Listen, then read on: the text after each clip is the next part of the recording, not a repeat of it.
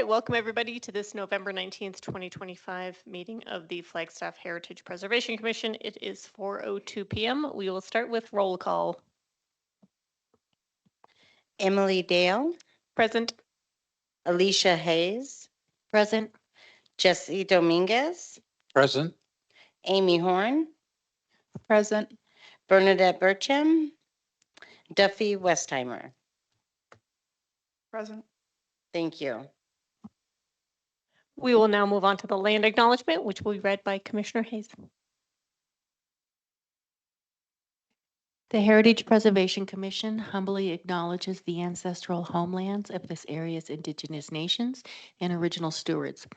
These lands, still inhabited by native descendants, border mountains sacred to indigenous peoples. We honor them, their legacies, their traditions, and their continued contributions. We celebrate their past, present, and future generations who will forever know this place as home. All right, thank you, Commissioner Hayes. It is now time for the open call to the public. If any member of the public has something they would like to say to the commission about an item not on the agenda, you can go to the back and fill out one of these little speaker request forms. There will be time to talk about, for the public to comment on items on the agenda. I call forward David Stevens. So if you could just come to the microphone, speak into the microphone, state your name. And you have 3 minutes. Good afternoon. I'm David Stevens, and I appreciate the commission having the opportunity to introduce myself. I've been involved in the downtown for over 30 years. I'm thankful to be part of some buildings that are iconic Flagstaff, downtown Flagstaff, including some pictures that I'm sharing with you that are what we call the Babbitt Building. And that if you look at the left-hand side, you might know that that left-hand side where Urban Pine is, all the way over to the middle of Late for the Train, was built in 1907. The right side was built in 1911. And so that's been around a long time. And as you look through the pictures, I just threw some together. There's even better ones. Lauren was nice enough to also send me some photos, some old photos that she had. And Lauren's been super helpful as we've been exploring projects, including one that we might, we have a ghosted out mural on the side of the building at the alley next to the sweet shop. So we're looking at ideas for maybe not recreating that image of a Serta mattress ad, but maybe something that would be a little more attractive and exciting. People used to take selfies there all the time. Now, not so much. So it'd be nice to give the downtown public something cool to be attracted to. As you look through the pictures, what you might see is some photos that if you've been around a long time, you might go, oh, wow, there's Fronsky's and there's Photo Outfitters and there's Sutcliffe Floral. And over through the years, we tore the front of that building off. So when you walk by it today, it looks 100 years old, but it wasn't 100 years old 20 years ago or 30 years ago.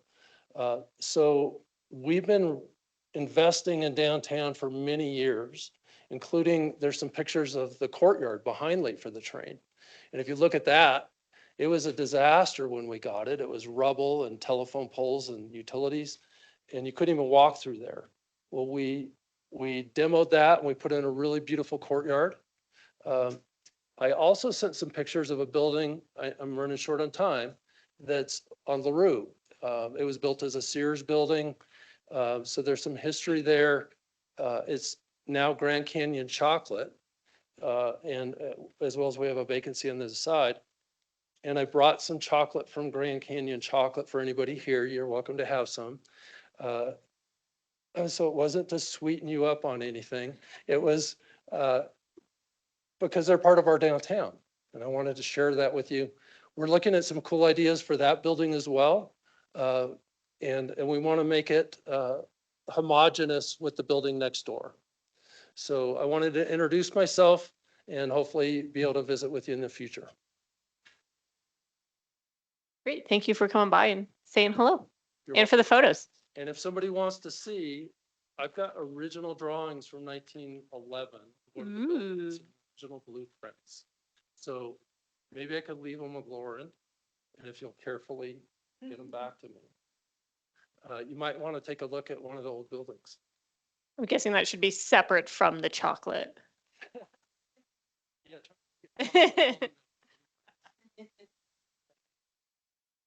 All right, our next comment is from Alec Ace Overman.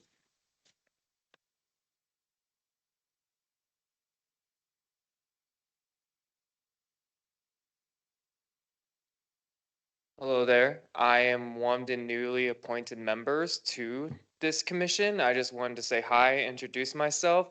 I recently obtained my master's degree from NAU in anthropology, and now I am an anthropologist at ETD, a local environmental consulting firm here in the city of Flagstaff.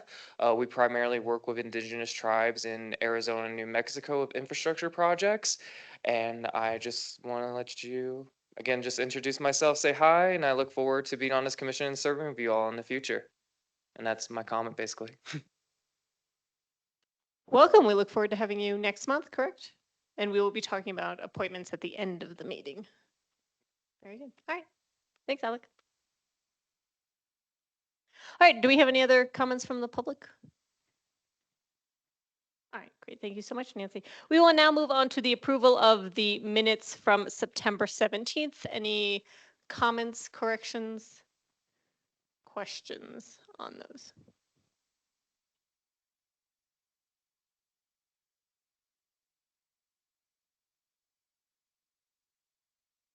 Then can I get or do we have, oh, someone new is joining the meeting. Can I get a motion?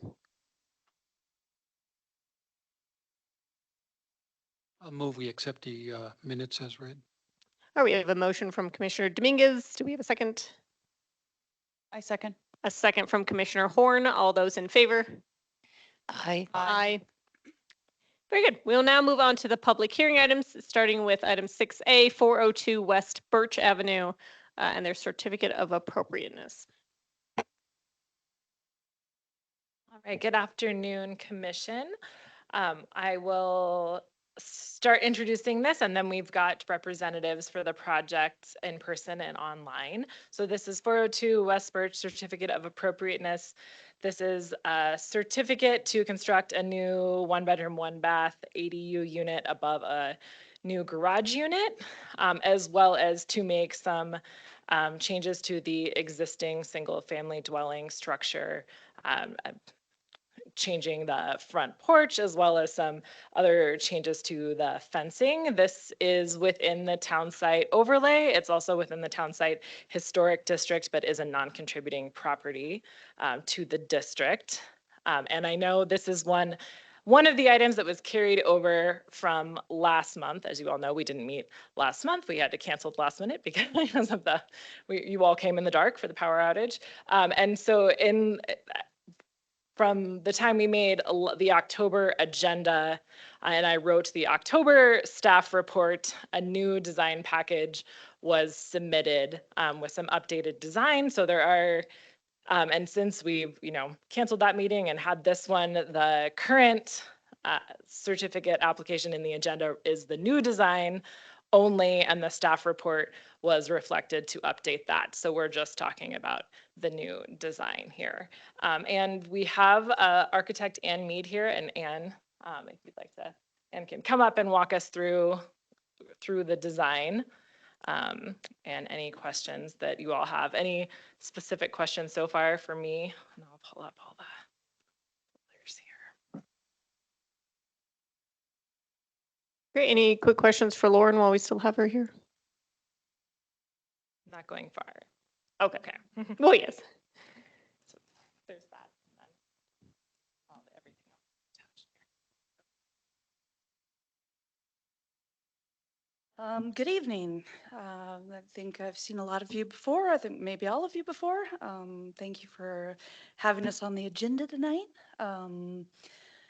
Today we're looking at a project that is on the corner of Birch and Sitgreaves. It's right across the street from Fire on the Mountain, which is owned by my clients, Holly and George Averbeck. Holly's here to root me on tonight. Um, But they've owned this property for quite some time. And they've got a near and dear friend who's lived there for a while.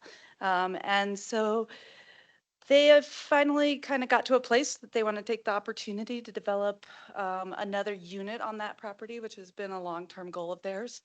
Um, and so what we've put together today is an ADU that is a carriage house style ADU that is on the back of the property.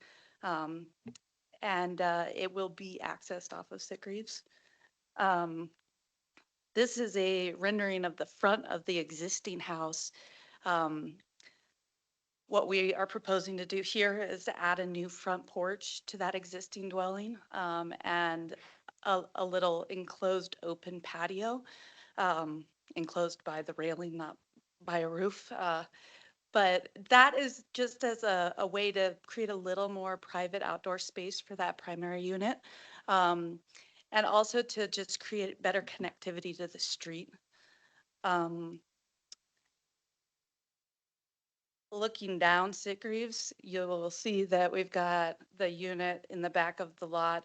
It is 2 stories because it is that carriage style. So we wanted to make sure that we provided off-street parking for the new unit, as well as a space for the existing unit.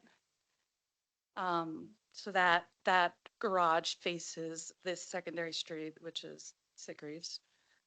Um, and then you can kind of see we've pushed it as far back as possible on the site so that there is a common yard space between the 2 units.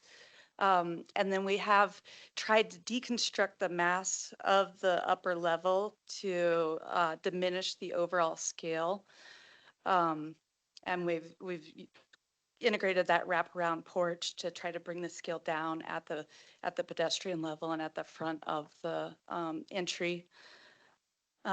We are using a matching roof pitch to the existing dwelling unit, and then we've incorporated some features that create architectural compatibility, like you can see the brackets under the eaves. We did integrate the stucco siding to match the primary unit, but in order to not create such a big overall mass, we integrated some lap siding as well. Um, and again, that I think breaks up the scale. Um, there is a elevated outdoor deck in that shared common yard for this unit. And that is a way to create private outdoor spaces, not only horizontally, but vertically as well. Um, that's the backside that looks at the adjacent neighbor. We've integrated just one small window there to retain privacy for the neighbor, but admit daylight into the dwelling unit.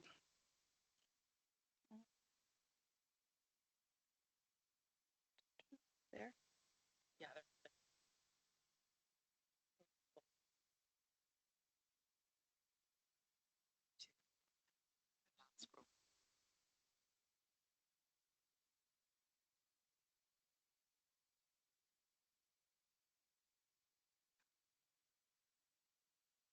The drawings.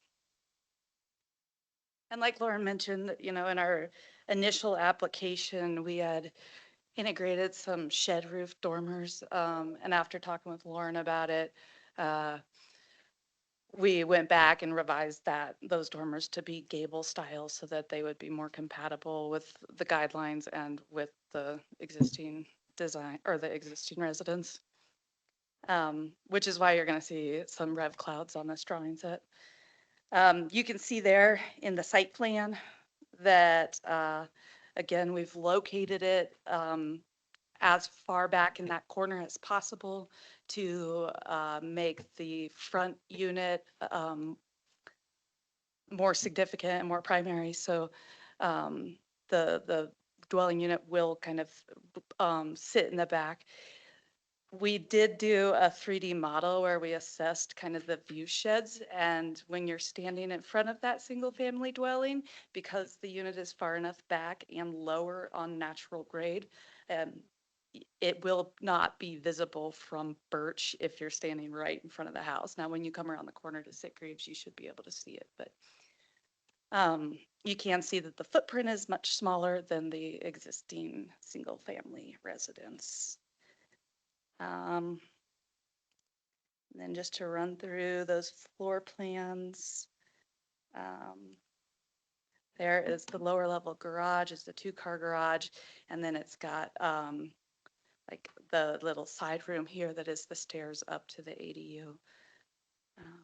And then you can see on that upper level unit or the upper level floor plan that we've got a small kitchen, small living room, 1 bedroom and 1 bath. And I think this is providing, a really nice rental product for the neighborhood. My client does have the intention of residing in the front unit, so it will be partially owner occupied property. Yeah, and so I'm sure you've all looked through these drawings, and if you have questions for me, I'm happy to answer, but I don't need to take up any more time. Questions and comments from commission? I'd just like to make a comment. In 1972, I shoveled a sidewalk at that house. And I had a chance to buy the house for $29,000 and I couldn't afford it. It was also owned by Judge Brooks at that time. And I can't remember his daughter's name. I know it was Miss Thomas. And I was able to work with her for 15 years at the Housing Authority. So kudos to you I remember the old garage that was in the back where this ADU is going to go. I wondered how long it would last. It was in pretty bad shape as I recall. But anyways, I just wanted to bring back memories. Thank you. Thank you. Commissioner Westheimer? Thank you. Thanks, Anne, for your presentation. I do have some questions and comments. What is the ceiling height in the garage? I forgot to look that up. It's 8 feet. 8 feet inside the garage?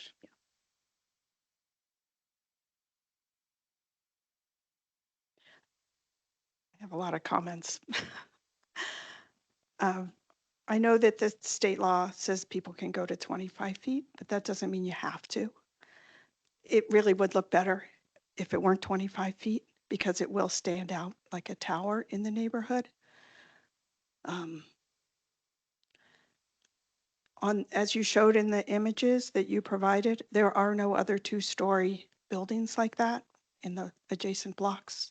So it really doesn't fit the context, and within an overlay, we can look at the context.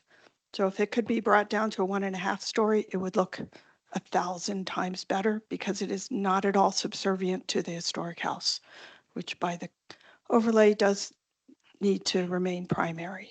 So those are 2 comments. I think what you want to add to the front of the historic house looks nice. It keeps the scale of the house and all, but it does continue to change it. And you claimed that it was not retaining its historic character, and I personally disagree with you based on the principles of historic preservation. It does. And it's not that I have a problem with what you want to do in front, but it won't be reversible, and what's there now is reversible. So you will actually make it less of a contributing property with those changes. So that just needs to be made clear. My biggest concern is that the proposed back building is too big. It's the actual footprint is small, and the upstairs is close to 75% of the existing historic house, but when you put those together, it is significantly bigger and more massive than the historic house, and I just can't support that. It's just too big. Other questions and comments? Yeah, I'm struggling a little bit with the size too. I know it fits, and I'm sure Lauren and Sarah can talk a bit more about the Flagstaff definition of subservient. But on the other hand, you're also combining it with a garage, which helps with street parking, which I know has also been a concern for the commission. So I think it's just like kind of two buildings in one that, as Duffy said, when you combine them individually, they're not super big, but combined, they then kind of get bigger. And maybe it's just also because it's painted black that makes it stand out. So I don't know if like color could help with that. It's actually green, but maybe. Oh, it's- okay. The color board. Yeah. Yes, yeah, that was basically all I had to say. And I mean, I appreciate the effort you took. I know you made some changes from the original proposal in October to change the roof pitch and bring it down a little bit, and tucking it away in the back corner so it can't be seen from Birch. I do appreciate all the work that you have done to kind of hide it, or make it less obvious. It's just a small lot too, which I know most of the town lots are going to be. Yeah, and I mean, the like Commissioner Westheimer said, the law allows it, so there's, that's just what it is. But I'm just going to trail off there because I don't know how to end that thought. Commissioner Westheimer? I also appreciate that you said in your description that you would use some of that wall that would need to be removed to put in pillars, because there are those pillars throughout the neighborhood, which are a definitive characteristic of Old Flagstaff. But about the parking, you're following the rules, but the rules are problematic. So this is for staff. I'm making this comment. This property owner has complained for decades about the parking on the street that blocks his customers or his tenants' customers from being able to access their businesses. So by the city not requiring parking for an ADU where there are, in that location specifically, it's going to add to the parking problem on Sitgreaves. And so I worry that when the residents there won't be able to find parking, they're going to park in that yard. And I don't know how that's going to be stopped by the city. I guess that would be the owner's problem, right? If it's their yard. Except we're setting up that situation. Yeah. The city approving this without enough parking didn't allow ADUs without enough parking and relying on street parking. The code is setting up people using their yards for parking. And I don't think that anybody likes that. I mean, there are people in the neighborhood doing it now and no one's saying anything. But I think the garage solves part of that problem. Sarah? I'll just say to comment on Commissioner Westheimer's statement that the city is not requiring enough parking. The state legislature has decided how much parking we can require in this circumstance, and our code reflects that because we're legally required to. It's simply not a discussion item that we can get into, at least at this time. I do think the perimeter fence will help. Not allowing a vehicle to park in the yard. Hard to say. Commissioner Dominguez? I just have a question. Is the garage for both units or the ADU? It's for both units. So you're basically 2 parking spots, 1 for each unit. Thank you. Well, how many bedrooms are in the front house and how many? There's 1 bedroom in the proposed ADU, and how many bedrooms in the house? Because that primary residence has to have parking. The ADU by the code doesn't. So that parking garage is actually for the primary residence or for the ADU? The way that the parking in a garage is managed is at the discretion of the private property owner. We don't regulate that. So, for subservience, is that just based on the square footage of the floor plan or the entire? As a refresher? It's in some ways up to you to decide how you, if you feel it meets the definition, per the town site. There are many different ways it could be subservient. It could be square footage, it could be height, it could be a lot placement, breaking up the siding with different types of materials to distinguish it. So lots of different things. So it is up to your discretion if you feel that it meets the subservience. But it is the town site standards do say that the primary structure, which it is the historic home in the front, and that this is the secondary structure, does have to be subservient to it. Oh, yes, Commissioner Westheimer. The overlay section B, number 4, and I'll just read it. Secondary dwellings are any structures not considered the original home in which people reside. They shall be subservient in bulk, size, scale, design, and materials to the main dwelling. Okay, so no formal definition. Commissioner Hayes? I was just going to add that also on the Secretary of Interior standards, it says new construction must be appropriately to scale to the historic building. So, I mean, it shouldn't be larger or appear larger. Do you have any renderings with the neighboring houses? Because I'm also worried that it might be, and maybe that's not part of our purview. Yeah, but I mean, if it's also not subservient to other historic dwellings around it. But if that's not part of what we're allowed to discuss, then that's fine too. I mean, the standards specifically talk about being subservient to the primary structure on that parcel, but Commissioner Westheimer is correct that, part of the certificate isn't just talking about whether it's appropriate for this property, it's whether it's appropriate for the overlay and in general. Where's the other house located on Sitgreaves? Is it like at the front of that lot on the, does anyone know? Just across the alley, and it's pretty close to the alley. Are you talking about to the north? I don't know because I am directionally challenged. Like the next lot on Sitgreaves over from Birch.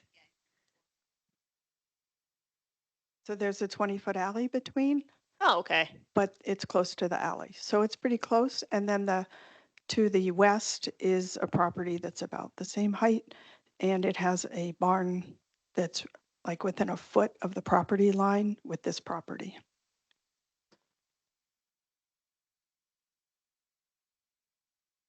You're talking about that? Yeah. Sorry, the one across the alley next to the tree. Okay. Oh, little man, off he goes. Okay.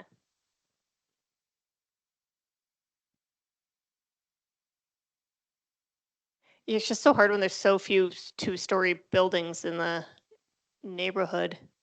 It's just immediately going to stand out.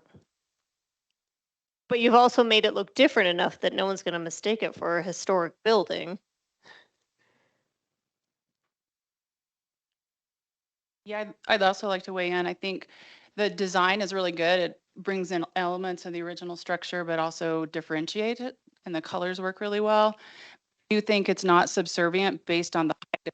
It's a full 5 feet taller. And also the square, whoops, it's cutting out. It's about 30% bigger when you include the garage, so the square footage is much larger. So I think based on those two measurable factors, it's not subservient.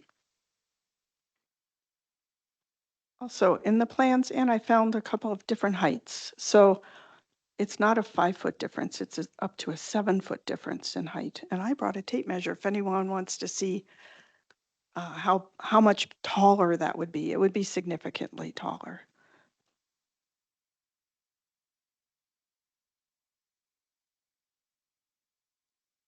Yeah, even in the drawing, it looks quite a bit taller.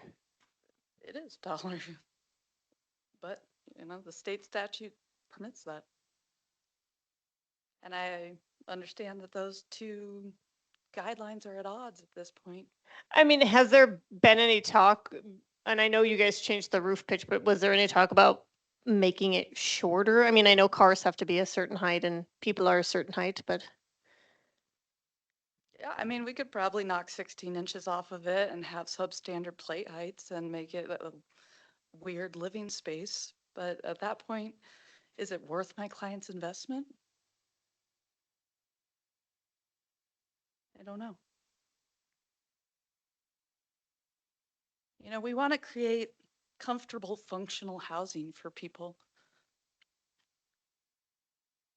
Yeah, I know, and I appreciate that, and I've appreciated that in all these discussions about ADUs that we're having. But this is a new thing that the commission is grappling with. In my time on the commission, I think prior to last year, we saw no ADUs, and now we've seen what 7 or 8 of them in the past year and a half. And so this is trying to maintain the integrity and feeling of a district where we are required to assess things like subservience of a building with no actual measurable guidelines for that is something that we are navigating. And I think it's a conversation that unfortunately, just as the one who's brought us a couple of these, we're having with you. And other lots, it's been a lot easier. You know, they're alley lots and they're in the backyard, and so no one sees them. But this one it's right on the street, so it's going to be a lot more obvious. And so this is why we are having this discussion here is the commission, because some of these are kind of litmus tests for what, we may allow later. And I appreciate that this one is a garage plus a house, but at some point we may get a 2-story that's just a house, and it becomes, well, you allowed that other one, and then that becomes, a problem I mean, further down. So just again, you're the one bringing us some of these first ones, and so you're just caught up in the conversation that we're having as a commission as to what we are setting the standards for going forward, as we are inevitably going to see more of these. yeah, I totally agree. And I realize that I'm the guinea pig here.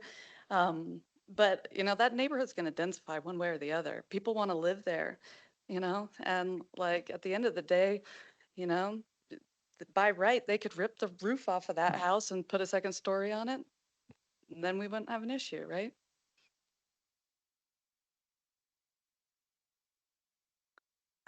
I would offer that since this is a non-contributing property, that is true, that they could add a second story to the front unit, and then it'd be subservient. It wouldn't matter. They'd both be the same height.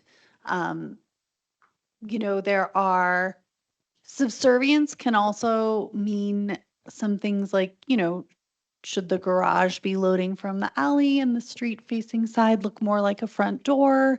But I think you're going to have to give, if this is not the design you're willing to accept, you'll either have to give feedback on that of what will it take to make this subservient. And I would not advise you to make the height one of those conditions, because there is a maximum allowable height in the zoning code.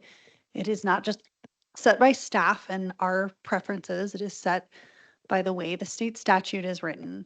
And so are there ways to make a 25-foot ADU feel subservient without actually being any shorter? Is probably the direction staff would recommend that you investigate in your discussion. Yeah, I think the idea of potentially rotating it, I mean, I feel like we're getting the bulkiest part of the building here with the sort of protrusion is not the right word, but I'm not an architect. Yeah, like over the porch. And I get why you maybe don't want a balcony. You'd rather have like your little patio in the backyard, but that feels more, open, and like more of the yard is open. I mean, that just feels like the chunkiest. Again, I'm not an architect. That is not an official design term. So like, did you consider rotating it? Like, is there a reason you put the entrance here instead of in the alley? The main reason is there's a gas line back there. Okay.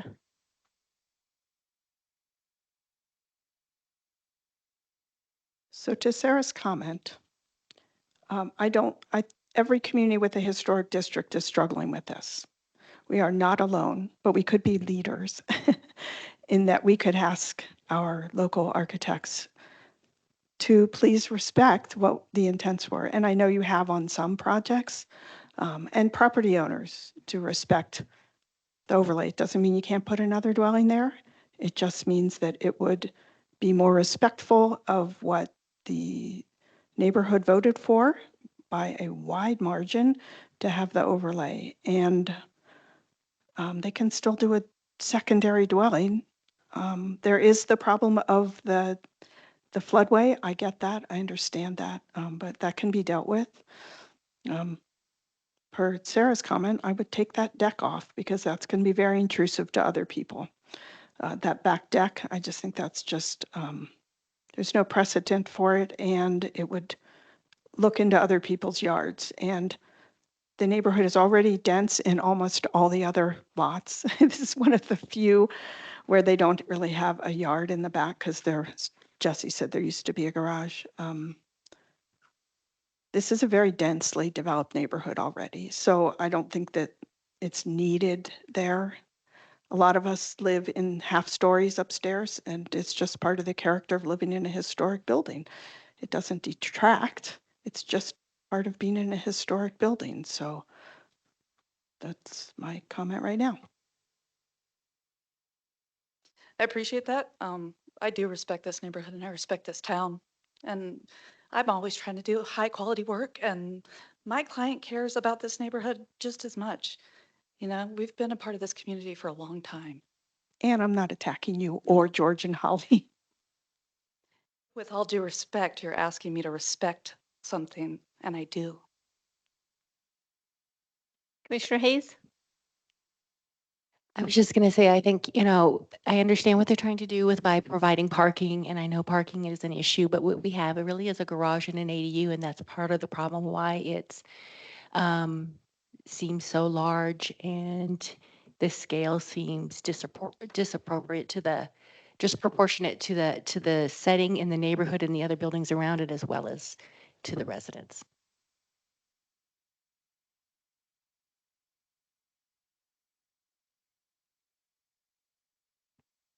I think I've said everything I need to. Any other questions or comments?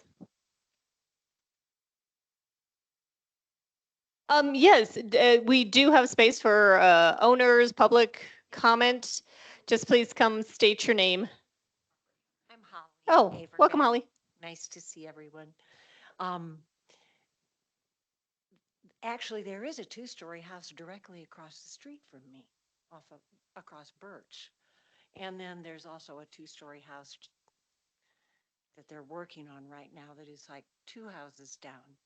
So, I don't know, maybe we could make the windows look older or something, but it really isn't the only two-story house in that exact neighborhood. Holly, those are half stories. You can do a lot with the half story in dormers. Those are half story upstairs. On the one across the street on Birch Street?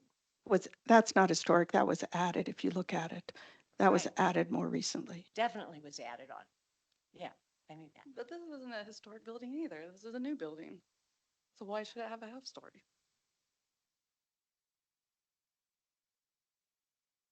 I don't know. We could go round and round, but.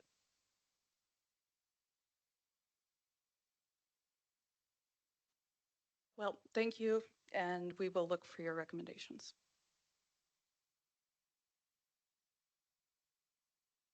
So it sounds like there are things we like about this in that it tries to match the house. We appreciate some of the changes you made from the original proposal, but we are still concerned about subservience, with perhaps some suggestions being thinking about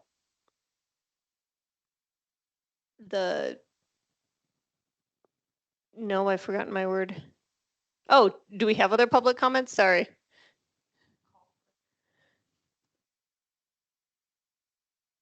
I like it. Any, before we get to summary, any public comments? There's so many members of the public here today. We are confused.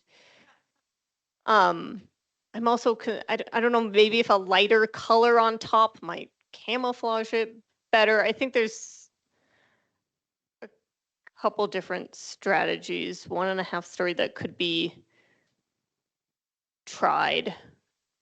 Commissioner Dominguez? Does it need to have a garage?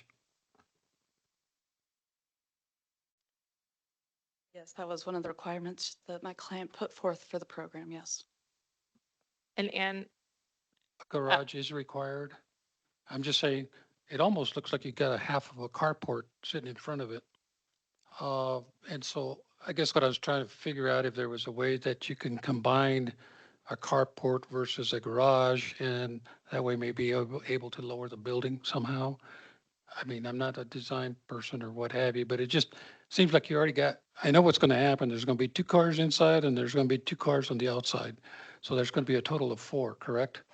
Uh, But I'm wondering if there's a way that you could incorporate a carport versus a garage. And I don't know if that's required by state law or city code or even the historic district. I don't know.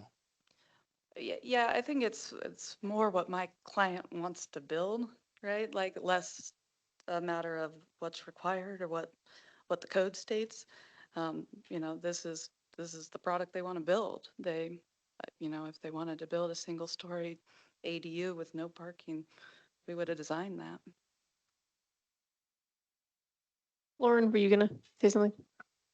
I was just going to piggybacking on what Commissioner Westheimer mentioned about the floodplain. I don't know if that was a consideration also, Ann, in needing to raise it up because of the flood zoning in this location. We're, Or we're if actually, we're leaving it down on the existing grade. We're just gonna flood proof the building. So it is like 2 feet lower, on grade than the front house, and the front house is raised up a couple of feet, right?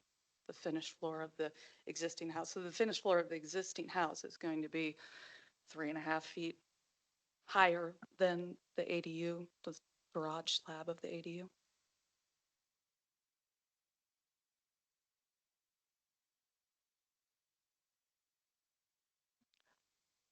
All right. So am I summarizing commission's thoughts well, that we're still concerned about subservience? Yes. Do we have any recommendations to help guide what we would like to see to make it more subservient? Obviously, again, they've done a great job of placing it on the back of the lot, which we appreciate. Any other recommendations, actionable things that they could take? It sounds like they want at least 1.5 stories because they want a garage.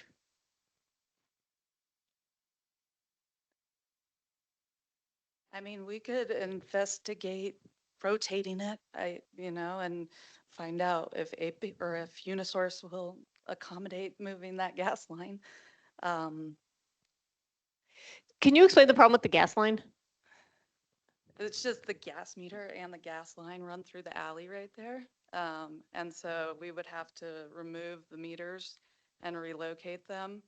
And when we talked to Unisource, they gave us basically the runaround on it and said, you know, that it'd be a big, expensive thing for them to do, and we would foot the bill. So And this is just with regards to how cars can enter or leave so the cars have to come out that one yeah.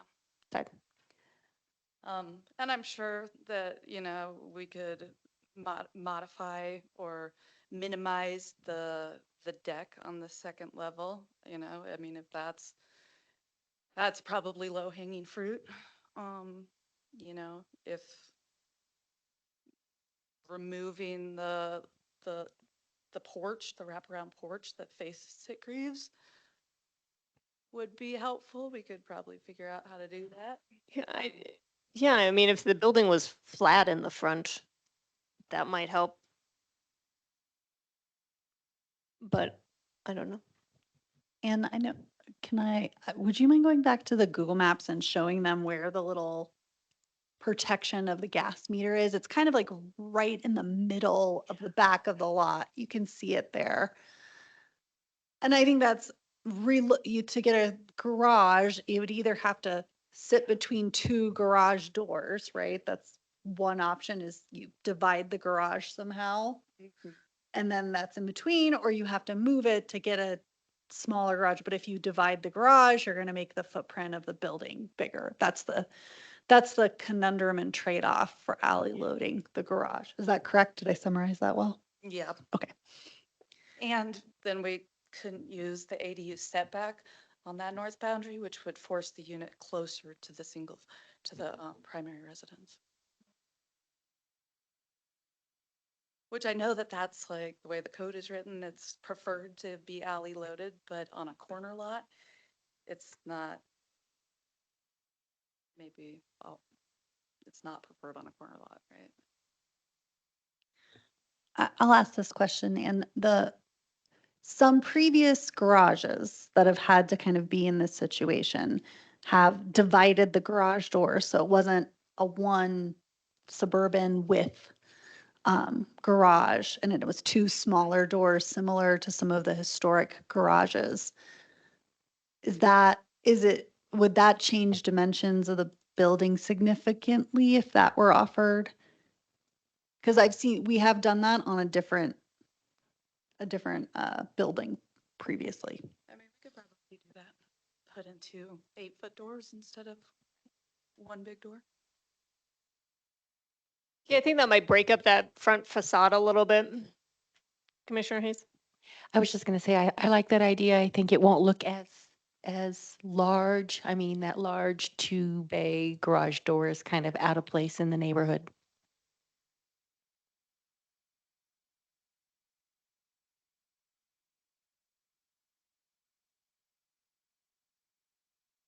Real quick tangent. I know Commissioner Westheimer talked about the front porch. Do we have any concerns about the porch? Because it could be possible for us to approve part of this plan this month, correct? Like we could say the porch is fine, and then they could get started on some work. Any other questions or comments? I mean, yeah, I mean, with the big bay windows, that front's already lost a lot of historic integrity. And that's what the district listing said, was the modifications to the existing porch and closing it. And then adding the bay window, where there's some smaller modifications as well, but those were the big reasons that it was a non-contributor. Yeah, and a lot of the porches or a lot of the houses in the neighborhood have kind of porches.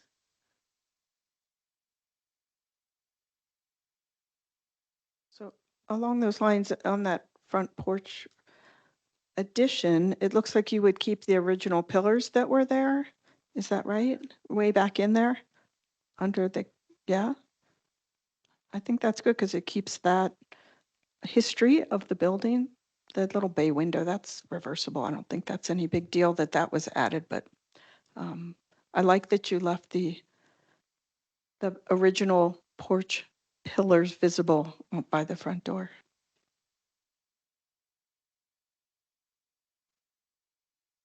I think that I'm fine with the porch design. I think it's appropriate and it's restoring a porch that was removed later, and that's sort of a characteristic of the neighborhood to have porches. So I think that's a good design.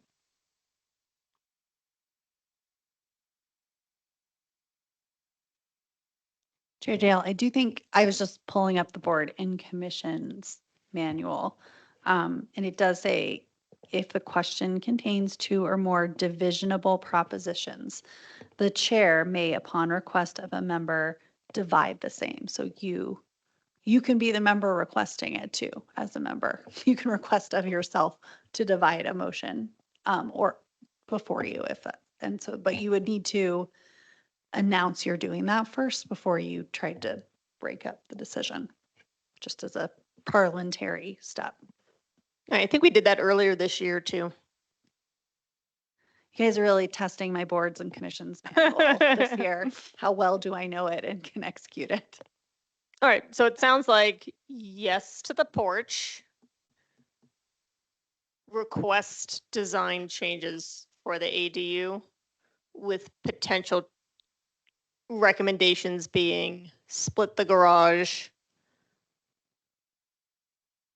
Any other? I just would like to give them something actionable so they don't come back in a month and we're like, well, that's not what we meant. Commissioner Horn? I think maybe something to consider, and I'm not an architect, so I don't know if this would make a difference or not, but is making the upper story slightly smaller. I don't know if that would change the overall massing of the building, so it didn't feel like one big thing. And I think the other thing is to consider, making it maybe a garage and a half and not a full 2-car garage.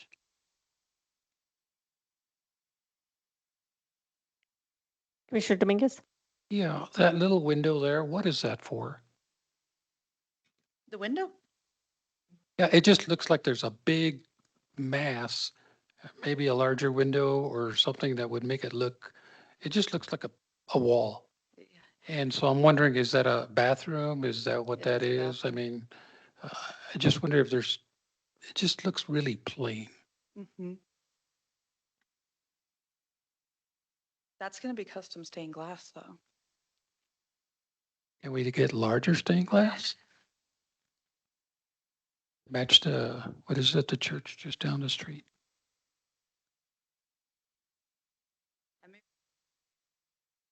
Able to flip the floor plan so the kitchen looks to the east. We've already flipped this thing like 17 times. I could look at that. Or there might be something you could do to the treatment of the facade that it was two different treatments so that it might look like, you know what I mean, break it up a little bit. Mm-hmm.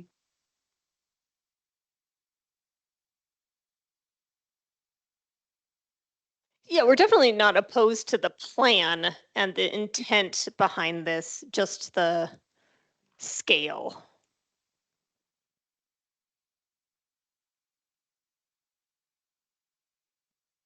The house up the block to the west has, I think, a shed dormer coming off the main roof. And maybe that would bring down the massiveness of it instead of that big gable end. Do Did know you the look at that at address? all? Excuse me, Commissioner Westheimer, do you know the address of that house by any chance? So we could pull it up. No, but it's the Giovanni property that we discussed twice in 2 different meetings. It's to the west On Let's Sick keep Reefs? going. Ah. No, on Birch, on Birch. up the hill Okay. there. Let's virtual walk over there. Yeah, it's that one right there. I mean, that was our first submittal. It was shed dormers. Was that rejected because of the roof pitch? Yes. Because the main roof was at that pitch. Oh, okay. And then with the gable extending from it, but the main roof was the Okay. four. And I mean, that design was shorter, but it didn't meet the town site roof guidelines. But that's how they were able to make it shorter, was by Yeah. not needing the roof pitch. So therefore, it's not as tall, but Okay. And I think that's an important point because the commission has the ability to make exemptions to any standards in the town site overlay. And if what you would prefer is to see a shorter building, you could exempt the case from the roof pitch requirements at your discretion. That's not a staff recommendation. I'm just telling you what you can do. And do you have that image that you could show us? you mean the original submittal?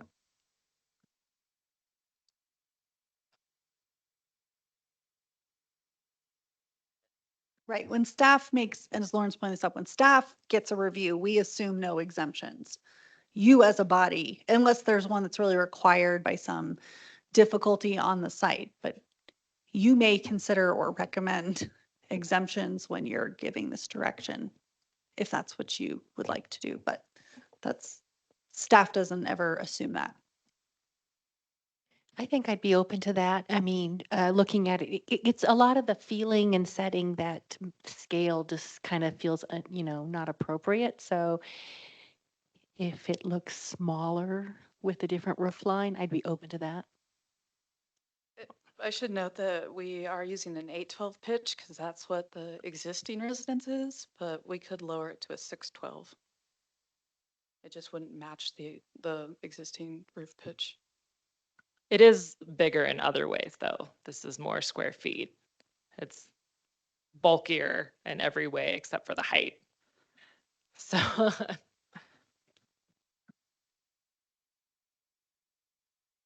think that gable end facing Sick Reefs just makes it look really, really big.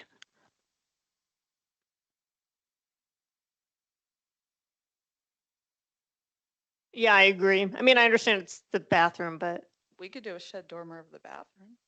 if it was gone or back more, That's a good suggestion. Because I mean, I think too, the little awning or the roof line does sort of shield, I think, some of the sort of garage industrial aspects of the front, but then you got this big old room right on top of it. That makes it feel big again. Commissioner Hayes? I like your suggestion. Maybe you see that as the shed dormer over there, because it does feel like if that was set back more or a little smaller, then that wouldn't feel like that overall building is that much larger. Yeah, I think that's a good suggestion. Because yeah, I think this is the angle at which we're most concerned about subservience, right? Because you got it tucked back. No one's coming down the alley. It's hidden from Birch, but once you're coming up Sitgreaves, you're going to see it.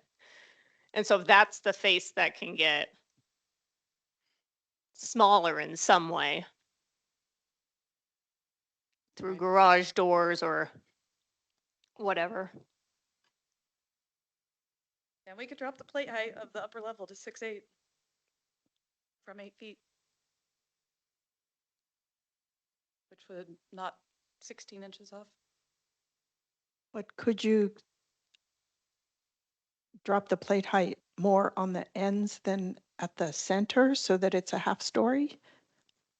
I mean, that's what is throughout the neighborhood, is that people finished the attics and used them.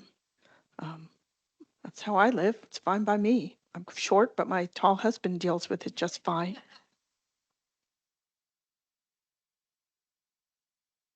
I think that would be more of an actual carriage house in that context than a two-story, because only the England house and the Bonnie house are that big. No one else has a big house.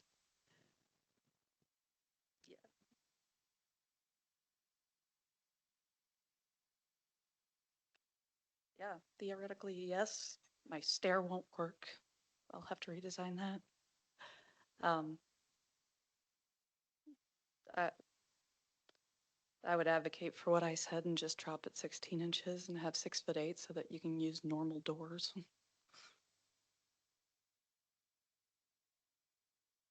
Makes it easier to build. You can use pre-cut studs.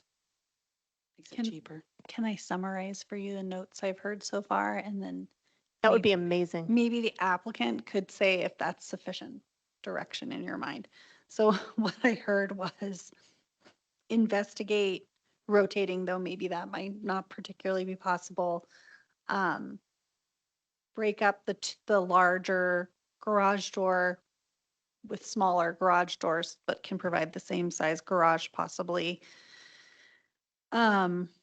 Consider changes to roof pitch, and that the commission is open to creating exemptions if they are effective at making the bulk and mass subservient.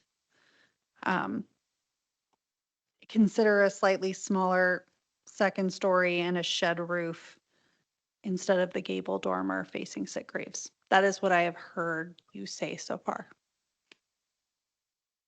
I think that is a full and thorough summary. I agree.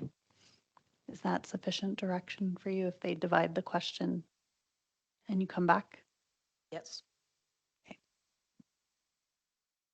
I think the other thing to consider is just that second floor porch, because that does look down into yards that are nearby and really could impact their privacy.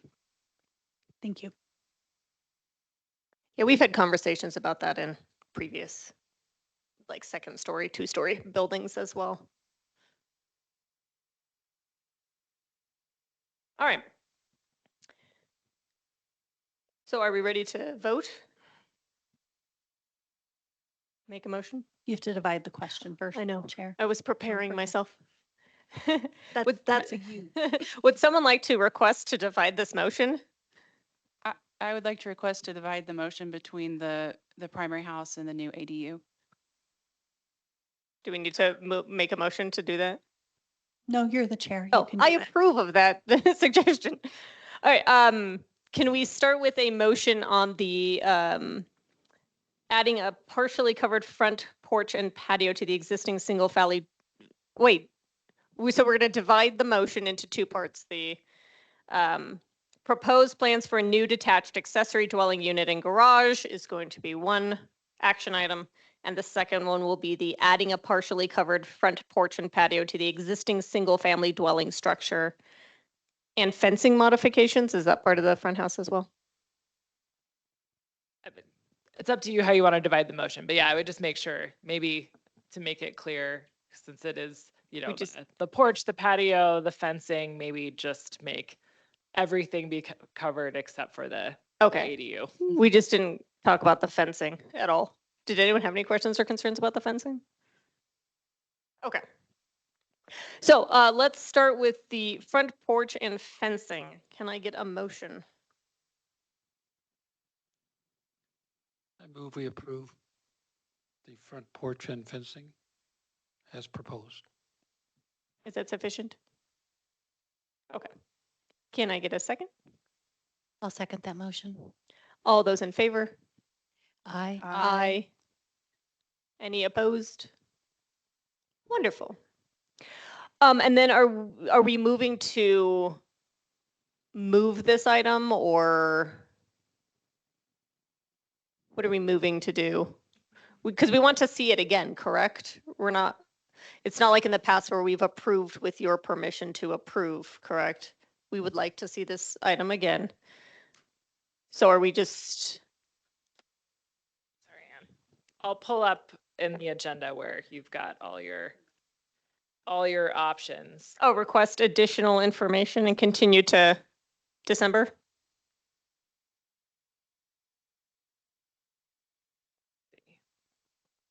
Right, so you could request additional information and yeah, continue to December, or you could deny and request they come back with a new submittal with specific requirements. Which one are we doing? For you to decide. Well, I mean, based on what we have been talking about, which one is the correct course of action? Because we're not denying it. Are we? Is it going to be like a brand new request for a certificate, or are we just? I think we're denying it because we're not accepting what they have, and we're Okay. not requesting more information. We're requesting revisions or Okay. a new design. But denying it means it will still come back to us with, or it can still come back to us, right? Oh, submittal of an alternative design. Okay. Yes. And we would want to specify that would we need to specify that we hardly ever deny things, that we have provided recommendations? Or do we need to be that specific? You could just be general and say, and recommendations as discussed Okay. during the meeting. I think we've read some of them directly into the record and they'll be part of the minutes. Okay. And Lauren will make sure she includes some notes on them in the notice of decision if that's the way you decide to go. Great. Amy, do you want to take this one on since you? Yeah, but now I'm thinking again, if we don't want to have a record of decision, if we just want to request changes and ask them to come back.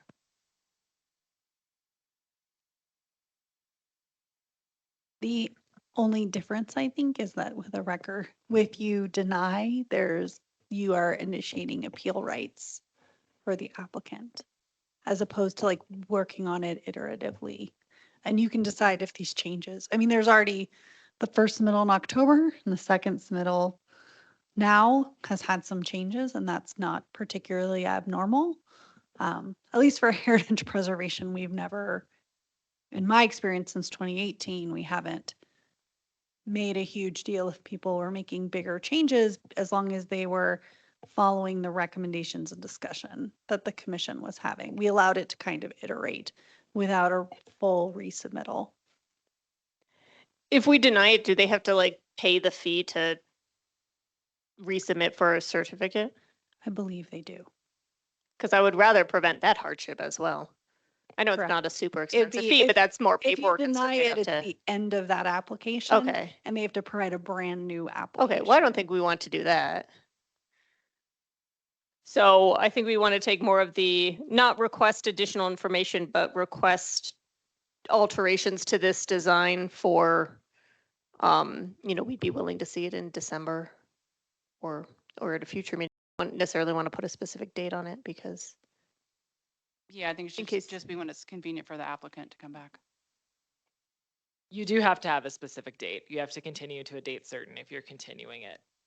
So, I mean, but maybe we can ask. The Yes, I was gonna applicant, say, is December- reasonable for them to Yeah. resubmit? Yes. Which would basically be to make the December meeting, though, you have to resubmit If you by promise to get a next- quorum. by next Monday at noon to make the December meeting. Yeah, there will be a quorum in December. Yes. What's the time frame? Can we push it out? Like it has to come back within 6 months and do it that way and give her some freedom to work it into her schedule? Well, and this is something too that we were potentially going to discuss or have questions about today is the timeline. I know the deadline is Monday, but we could accept plans because they submitted new plans like the 2 days before the meeting last time. I think Lauren has to have time to do the staff Yes. review of the revisions, though. Yes, that is true. Yeah, I don't want to put, I'm just saying, if Lauren is willing and able to be flexible I mean, for deadlines. you could not have a staff report and see it again since you've, if you want a later submittal right before the meeting, since we've already discussed the issues, you could see it without a staff report, an updated staff report to give them more time. Why don't we just say December and then if not, can we continue it in December until January? Yes. Okay. Could I get an answer to my question, please? Could we say, Oh, sorry. could we say, before 6 months or whatever time frame would work for the applicant as opposed to saying a specific month? Can we do it that way? Sarah's looking it up.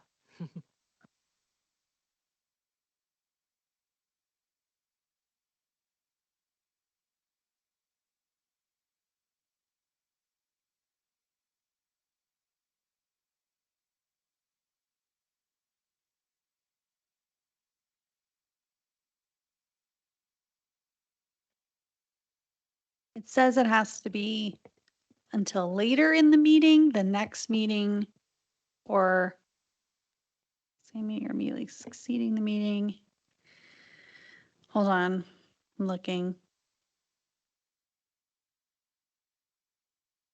It's not super clear. It says if not revived by the adjournment of the succeeding meeting, the matter is considered dead. No, I said it usually says within the meeting or like continue it to later in the meeting in order to like move on to another agenda item, which you can do, or it can be to the next meeting. So you could just say to the next meeting, and if they haven't resubmitted, we just put it on the agenda and say, we didn't get a resubmittal, please continue it again. I think that keeps like them on the agenda and keeps it moving forward. And then, yeah. And then if you would like to just ask that we, like, as Lauren said, like that you don't need a staff report, that you'd be happy just getting new drawings and continuing to work with the existing staff report. That would allow her to create some flexibility because the deadline for next month is Tuesday. It's No, very fast Monday. turnaround. Monday at noon. It's Monday at noon. Yeah, it's a very fast turnaround because there's holidays in the mix here. It seems reasonable to me that we don't need to see another staff report because that's really not going to change much. It's really the design that we're talking about. And then, yeah, agendize it next time. All right. Thank you for the clarification on movements. Let's get a motion.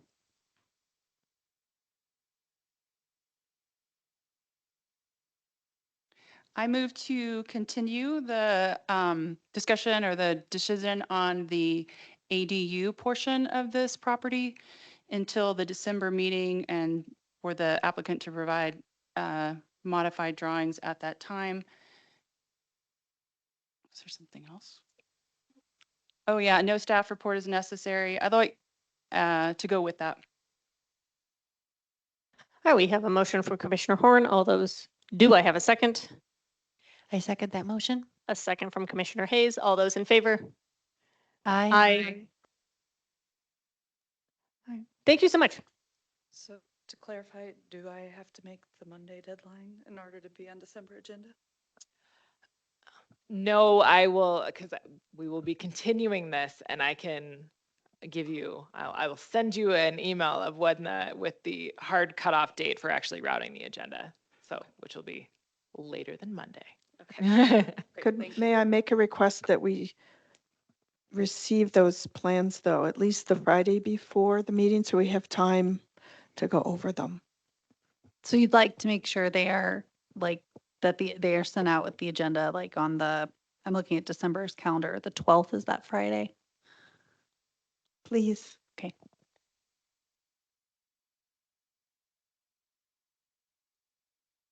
Thank you.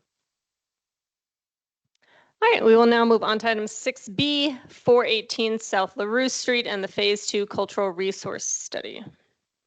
Lauren, you want to provide some context? And it looks like the people I know are coming forward. Yes. Yes, we have representatives from Cornerstone who prepared the Phase 2 study here to discuss it. So let me just clear all of the other things out of their way and get things ready here. Let's see. This is what they need.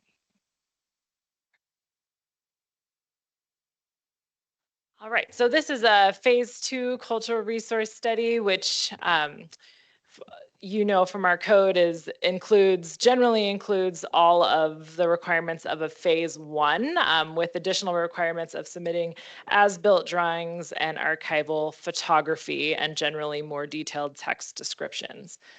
And so this is a property that is a contributor to the Flagstaff Southside Historic District, and as it is a current contributor listed in the National Register, the applicant went straight to doing a Phase 2, which is usual per our code, instead of starting with the Phase 1 to determine eligibility. We already know it's listed in the National Register.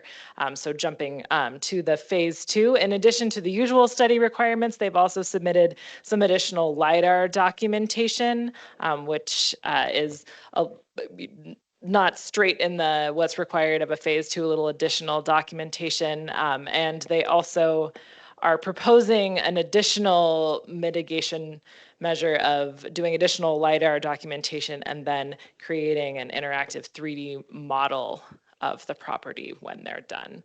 And the applicant or the property owner is proposing to demolish the existing structures and redevelop the property, which is necessitated the need for the study. And with that, I will let Cornerstone is here. They've got a presentation that they are going to run through, and we can answer any other questions, unless you have any other questions about the general item so far. So just as a regular point of order, it's outside of a district and therefore the demolition permit does not come to us, correct? Or Because it's overlay. outside of an overlay. Yes, Right. sorry, So I it's should know these outside words. of an overlay. There is a major impact, obviously, as it is being demolished. And per our code, one of the ways to mitigate a major impact is to do a Phase 2. So that's why we're here with that. Great, thank you. All right, let me get set up 1 second here.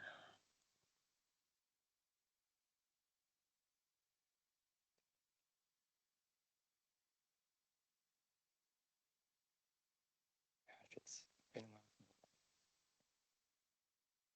All right, hello everyone. It's good to see you all again. I'm Sam Hemsley, a Cornerstone environmental consulting archaeologist and historian who directed research on this historic study. With me today are my colleagues Samuel Mitchell, who did much of the historic research and writing for this project, Ash Milavskar, sorry if I butchered your last name, who assisted with the research, writing, and assembly of the study, and was a great help with the architecture portions of said study. Mike Pitts, who assisted with the report writing, editing, and assembly, and Caitlin Stewart, who was the principal investigator, was planning on being here, but she had some car difficulty. She might pop in and out on the teams, but she was also a part of this project as well. Cornerstone was contracted by Hope Construction to conduct a Phase 2 historic research study for 418 South LaRue Street, Flagstaff, Coconina County, Arizona. The Phase 2 HRS was conducted prior to the redevelopment of the property to construct a single-family home, which would entail the demolition of the current structures on the property. Located on the property is a late 1930s bungalow-style residence, as well as a historic wooden additional structure on the eastern margin of the property. Both buildings were evaluated and recorded over the course of the study. So here we have a condensed view of the important property information, including the street address, construction date, and period of significance. We show the south side period of significance for context, but we are really only concerned with the building's period of significance, which is when the building was constructed to the end of the historic context period of significance. We just provide both just so you can see where we get our dates and our numbers from. Cornerstone was unable to determine a precise construction date for the eastern building. It's present in the 1959 historic aerial. There's a possible entry for it as a storage building in the 1969 property card. And the building is mentioned as present in the original evaluation of the property in 1993, but there's no other mention of it other than the fact that it's there on the property. Doesn't seem like it was ever looked at. As a result of the study, Cornerstone recommends that the building is significant under, that the buildings are significant under City of Flagstaff Criterion A for the property's previously established eligibility, which I'll be explaining later in the presentation. City of Flagstaff Criteria B for the property's association with the themes of ethnic heritage and social history, and City of Flagstaff Criterion D for the architectural qualities of the properties.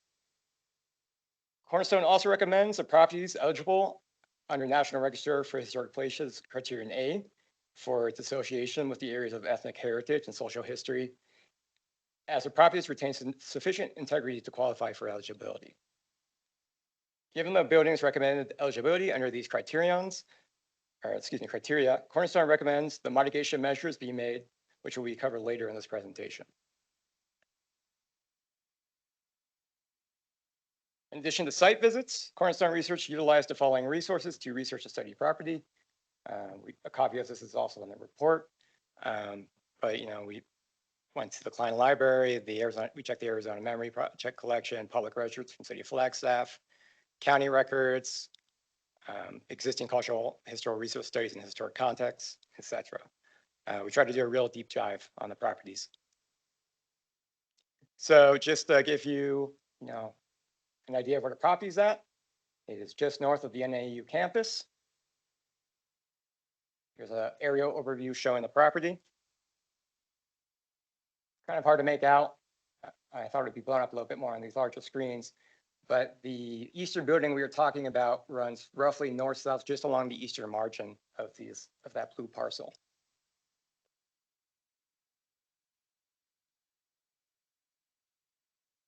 Just a brief overview of the Southside Historic District.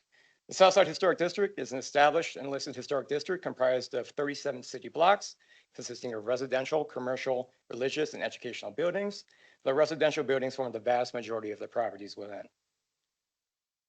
This district is roughly bounded by the NAU campus to the south, Milton and Route 66 to the west, and the railroad tracks to the north, and captures an economic and social boom which occurred in Flagstaff between 1886 and 1947, the period of significance for the district. As a result of this increased immigration due to the economic boom, housing demand increased, which ultimately led to the creation and expansion of what is now the Southside Historic District. Architectural styles popular during this period of development or culturally popular amongst the immigrants are readily apparent within the district with, and I'm going to mess up the pronunciation of this, but Americanuac vernacular, bungalow, and vernacular architecture present within the district. Cheap, readily designed and built houses such as bungalows were favored by construction companies and landowners as a quick and cheap way to meet demand. The study building and the study property and surrounding buildings were constructed during this period of construction boom and cultural melding, and the architectural present and the residents who live there all reflect this. Census records indicate that many of the immigrants moving into Flagstaff were first generation immigrants into the United States itself, as was the case with the first known residents who lived at the residential house at 418 South LaRue. These families, once settled, would form the seeds of a community which would encourage relatives, friends, and other relations to move to Flagstaff. Property records for the house at 418 South LaRue indicate the ownership of the property was held by a single family and its relatives for quite some time before passing out of the family's hands. Many of the immigrants settled to the South Side, and a vibrant and diverse community was formed. As a result of the new swath of residents, new businesses, such as grocery stores and restaurants, also emerged to serve the community, and which in turn led to the creation of more jobs and opportunities as these service industries grew. During all this, the normal school was also seeing increased attendance, with corresponding increase in staffing. To help relieve this, construction of the normal school addition occurred, which also saw the development of small rental cottages and bungalows. Because of this history, this district has been listed as eligible for inclusion into the NRHP under Criterion A for community planning and development, and under Criterion C for architecture. Over the years, extensive redevelopment and remodeling of the properties within the district has occurred, and subsequently, the district boundaries have changed as properties no longer meet significance due to remodeling changes. The last extensive survey of the Southside District found 200 buildings within the boundary, of which 142 predate 1948 and are sufficiently intact to be classified as contributing resources to the district. 9 independently listed NRHP properties are also found within the district.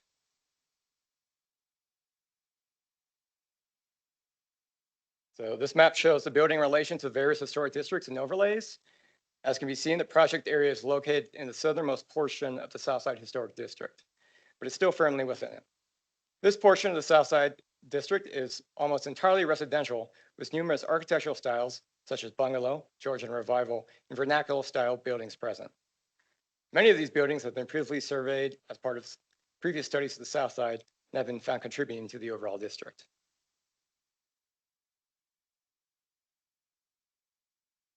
So just a little bit more historical background. Between 1886 and 1947, commercial industry increased in Flagstaff, with the lumber and livestock industries seeing some of the most significant growth. As a result, Flagstaff held plenty of job opportunities for prospective immigrants, and the presence of the railroad allowed for easy access. Immigrants from all over the world flocked to Flagstaff, but this period saw an especially significant growth of the Hispanic community of Flagstaff, particularly amongst Mexican, New Mexican, and Basque communities. Geopolitical factors such as the Mexican Revolution and natural disasters such as drought also had an important role, as Mexican immigrants seeking stability headed north to Flagstaff, while Basque sheep herders fleeing the droughts in California headed east into Arizona and to join the growing livestock trade there.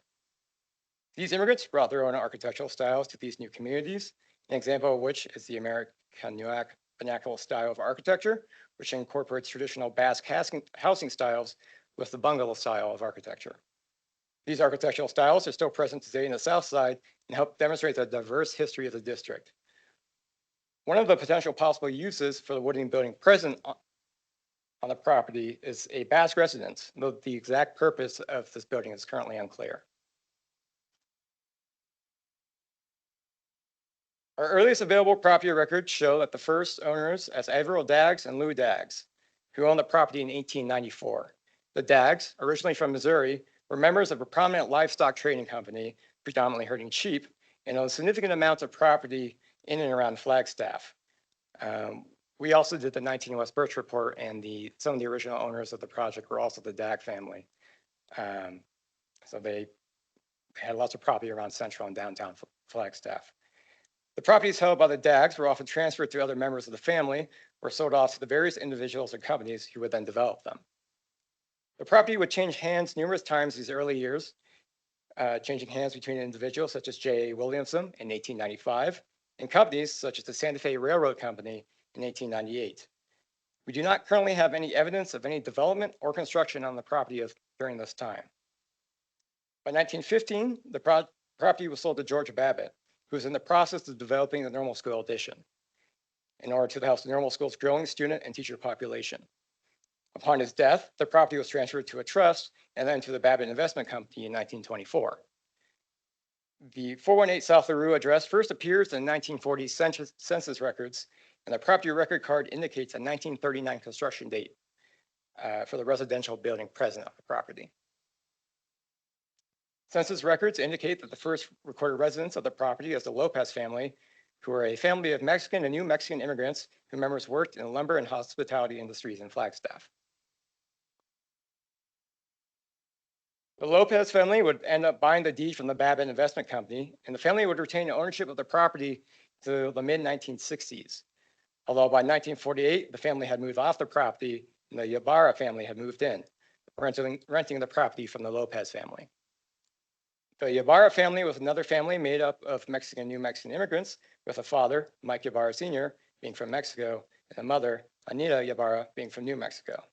They had a son, Mike Ybarra Jr., who worked, excuse me. Mike Sr. worked as a nailer at an unknown lumber company, while Anita worked as a maid at the auto court. During his free time, Mike Ybarra Sr. was an orchestra leader in town, and he often played at Flagstaff locations such as the Solero Club. The Ybarra family appears to be absent from the property by 1952, when Tony Mesa, a relative of the Lopez family, moves in. By 1964, the Lopez family sold the property to another relative of the family, Fred Montana Sr., who continued to rent out the house. The property was sold again to Gerald Naubers in 1977, and then again the same year back to the Montoya family. Between 1999 and 2025, the property was sold an additional 6 times, ultimately coming under the ownership of Flag Holding LLC, who retain the property today.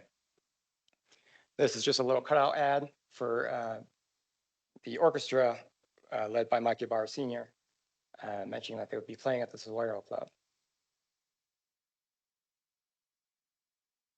I'm going to invite my colleague Ash up here to discuss the architectural section, and after which I'll come back up and discuss the significance and integrity of the property.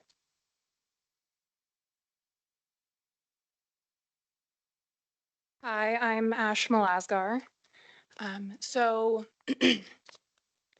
The first building at 418 South LaRue Street is the classical bungalow style home, built in 1939 according to Flagstaff public records. This bungalow home was likely built using a pattern catalog book. This determination is based off both local popularity of these catalog books as well as the simplicity of the design. It was relatively common in Flagstaff at the turn of the century for local lumber supply companies to provide these catalog books, and previous studies of the Southside Historic District indicate it was a prevalent origin for many of the residential homes in the district. Bungalow-style homes were the most popular choice in Southside between 1910 and 1930, and the Southside reflects multiple variations of bungalow style, including California and classical, with traits of Spanish Revival bungalow architecture seen as well. Records indicate that this house at 418 South LaRue has seen several instances of remodeling and replacement of materials outside of the building's period of significance, including a remodeling of the porch, which installed the railings, columns, and south entry. This also includes the replacement of the wood shingle roof to asphalt roofing, and the addition of an interior wall within the living room to turn it into a 3-bedroom house. Records indicate, much of this work was done in 2009 for the sale of the home, and these additions do not cause significant impact to the exterior of the building's integrity, though it does diminish it somewhat. Even with the repairs, modifications, and mixing of styles, the house does still retain the significance and integrity of architecture at a local level, with the mixed styles potentially being a result of rushed construction during a construction boom. An attic's crawl space is present, as seen in the photo above, with the multiple light casement window leading into it. However, due to an abundance of fiberglass insulation causing health and safety concerns, it was not further examined.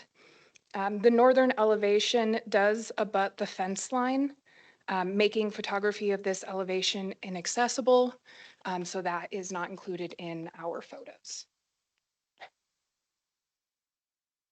A quick breakdown of the different bungalow styles mentioned in this report are presented here, along with the eastern elevation of the house. Bungalow style architecture is characterized by gabled fronts, knee-braced purlins, exposed rafters, wooden siding and shingles, double hung windows with a multiple light top sash, exposed eaves, and simple wooden posts. Classical bungalow style is distinguished by a rectangular floor plan and recessed porches with a mostly symmetrical facade. And California style tends to distinguish itself with a boxed floor plan and multi-gabled roof. Spanish Revival style elements tend to presented in Southside tend to include stucco exteriors, arched doorways, and coped ceilings. The eastern facing elevation seen in this slide consists of a stucco facade with 5 sash windows arranged horizontally under a hipped roof, extending from the eastern gable with a historic multiple light casement window on the gable above the hipped roof. The 3 leftmost windows in the image appear to be original double hung float windows with a 3 light top sash. However, the right 2 most are modern single hung insulated windows. Next is the western elevation of the house, or the front facing elevation. It consists of a cantilevered canopy under a hipped roof extending from the western gable on a wooden porch foundation with 2 windows on either side of a hardwood historic front door against a stucco facade. The front elevation is stylistically more similar to a California bungalow over classical bungalow style, despite its designation as a classical bungalow, as evidenced by the large non-recessed porch. There is also another historic multiple light casement window in the gable above the hipped roof as seen on the eastern elevation. While the building retains bungalow-style symmetrical facades, both of the double hung float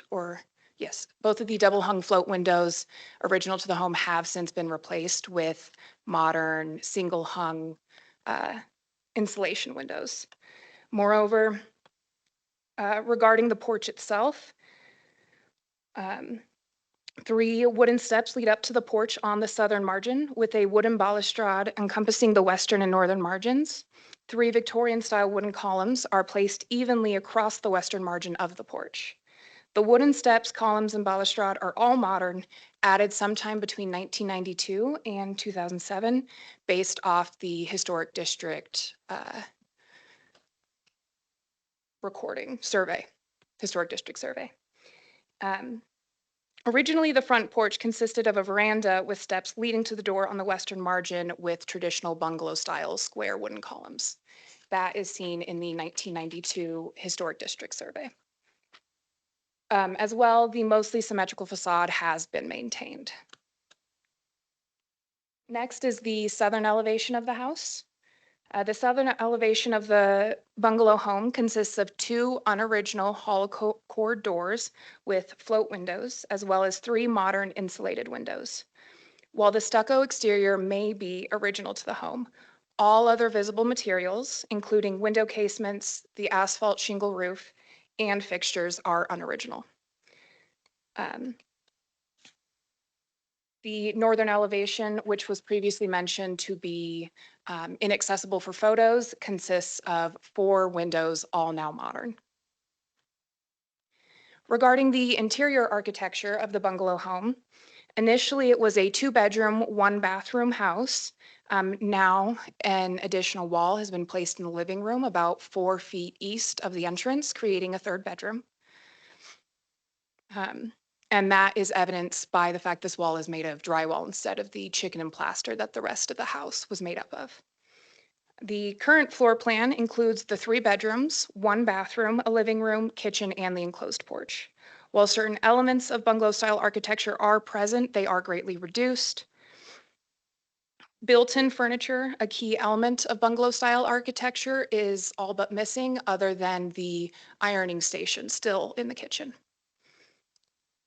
Arches, an element of Spanish Revival bungalow-style architecture, can be found in the interior of the home, such as the arch shown in this image. This is within the living room. And essentially any entrances that are not separated by a door or were not originally separated by a door has this arched decoration. A cove ceiling is also present, which is slightly visible in the photos. This is another element of Spanish Revival bungalow architecture. Only 3 of the original 9 doors within the building are historic. Moreover, of those 3 doors, fittings, including door handles and hinges, range from bungalow-style pressed brass to geometric Art Deco and include a range of modern fittings as well.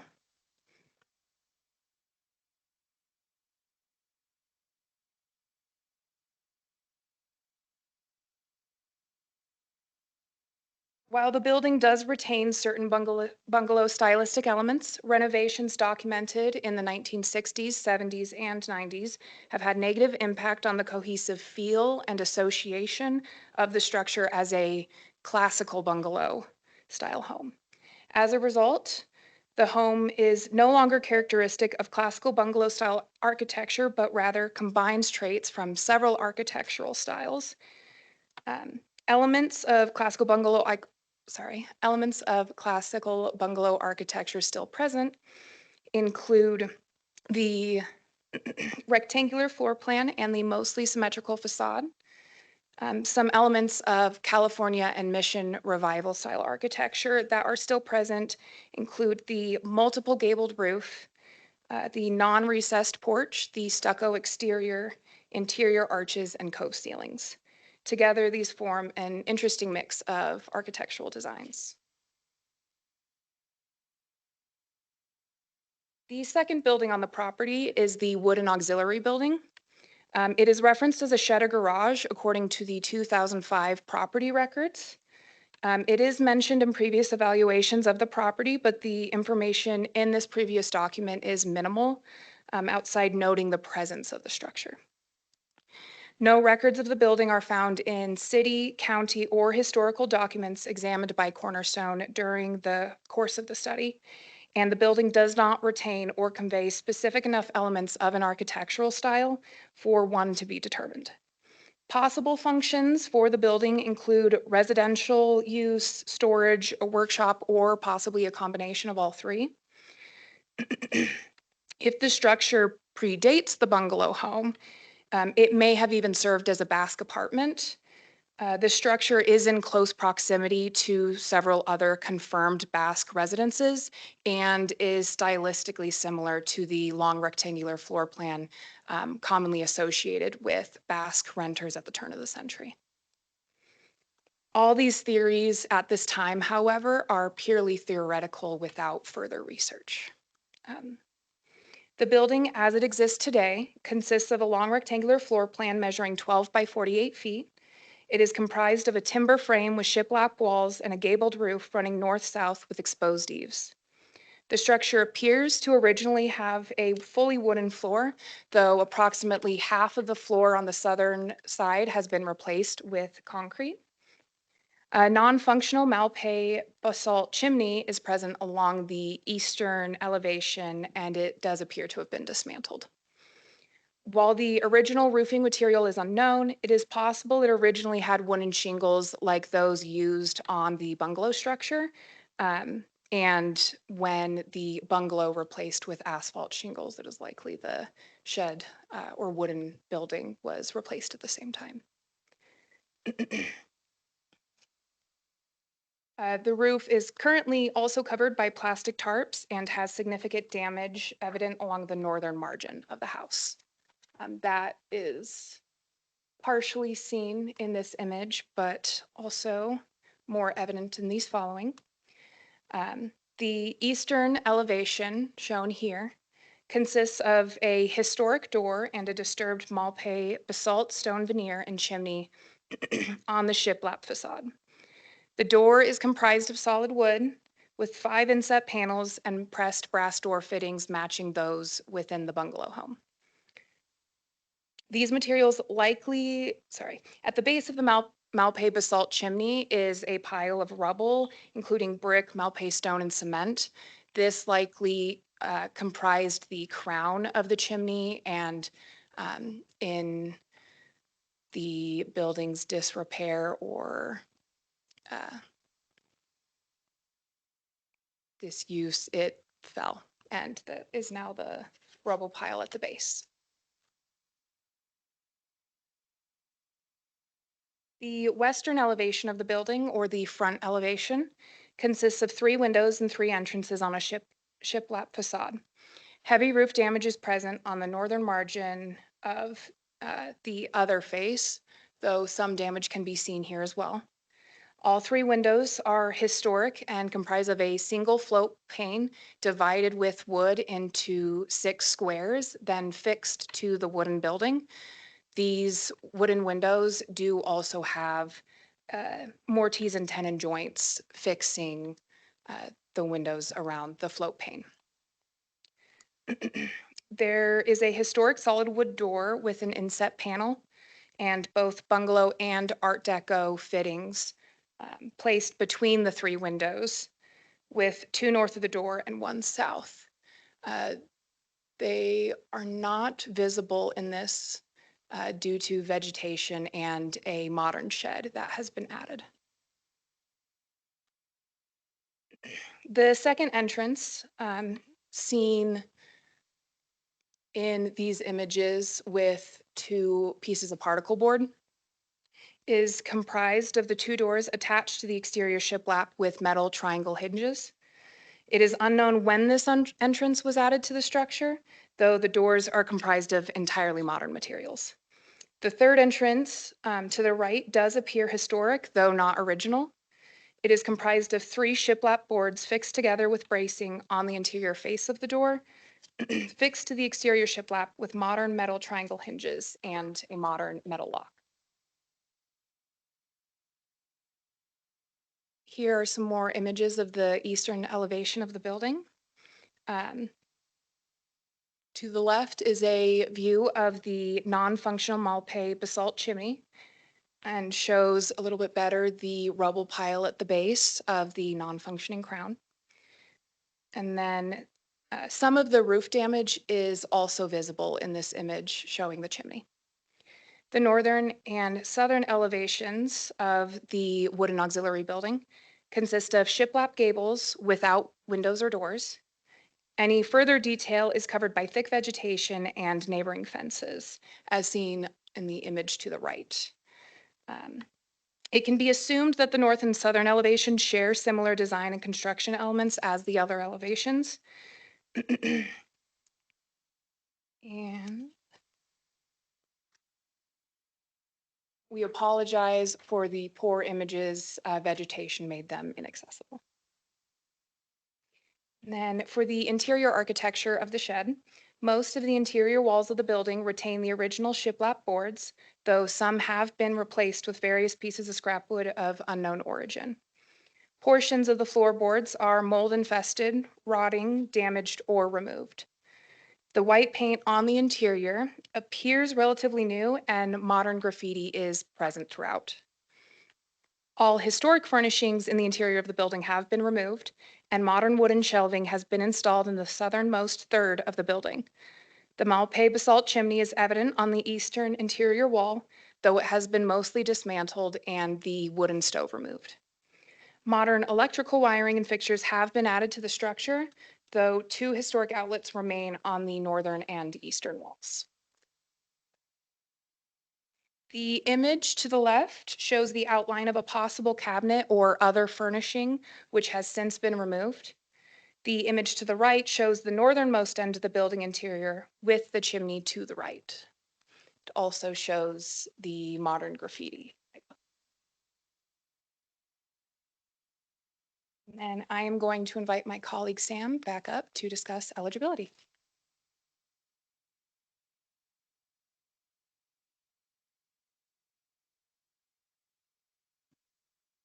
All right, for our evaluation of the property, we use the period of significance for the evaluated buildings, which we have here again just for reference. Through our research, we determined the possible areas of significance are previous determination, which is City of Flagstaff Criterion A, social history and ethnic heritage, which falls underneath City of Flagstaff criterion B, and NRHP criterion A, significant persons, which is City of Flagstaff criterion C and NRHP criterion B, and architecture, which is underneath City of Flagstaff criterion D. Over the next few slides, we'll be addressing each of these areas. Due to the remodeling of the interior and exterior of both structures, we do not believe the structures retain enough integrity of architecture to warrant inclusion under NRHP criterion C for architecture. So just to kind of be a little bit more clear with that, we recommend eligible underneath the City of Flagstaff criterion D for architecture, but the NRHP criterion C for architecture also takes into consideration interior changes. And we believe with a combination of the exterior and interior changes on the property, it's just enough to nudge it into not being significant underneath NRHP criterion C for architecture.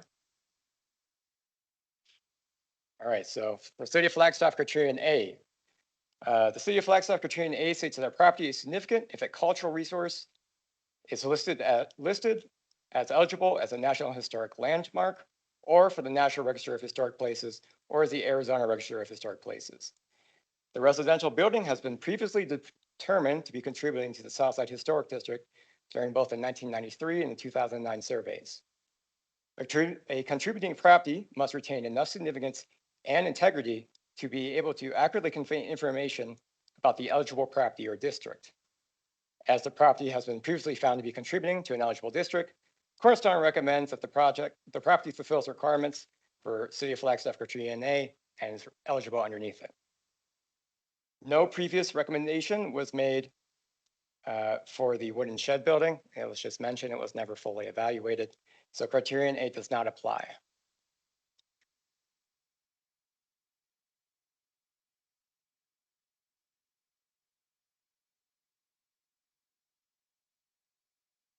City of Flagstaff criterion C states that a property is significant if it represents the work of or for an important individual, while NRHP criterion B states that the properties may be eligible for the National Register if they are associated with lives of persons significant in our past. For these two criteria, we examine the residents, architects, and owners of the property. No records of the architect of the building exist in archival sources, so they remain unknown at this time.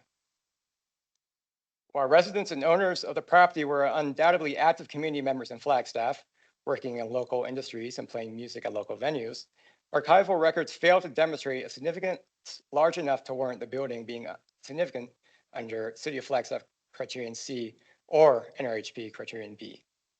While the property is associated with the Babbitt family, who developed the property through an investment company, this is not significant enough association with the property given the rather large-scale nature of such enterprises.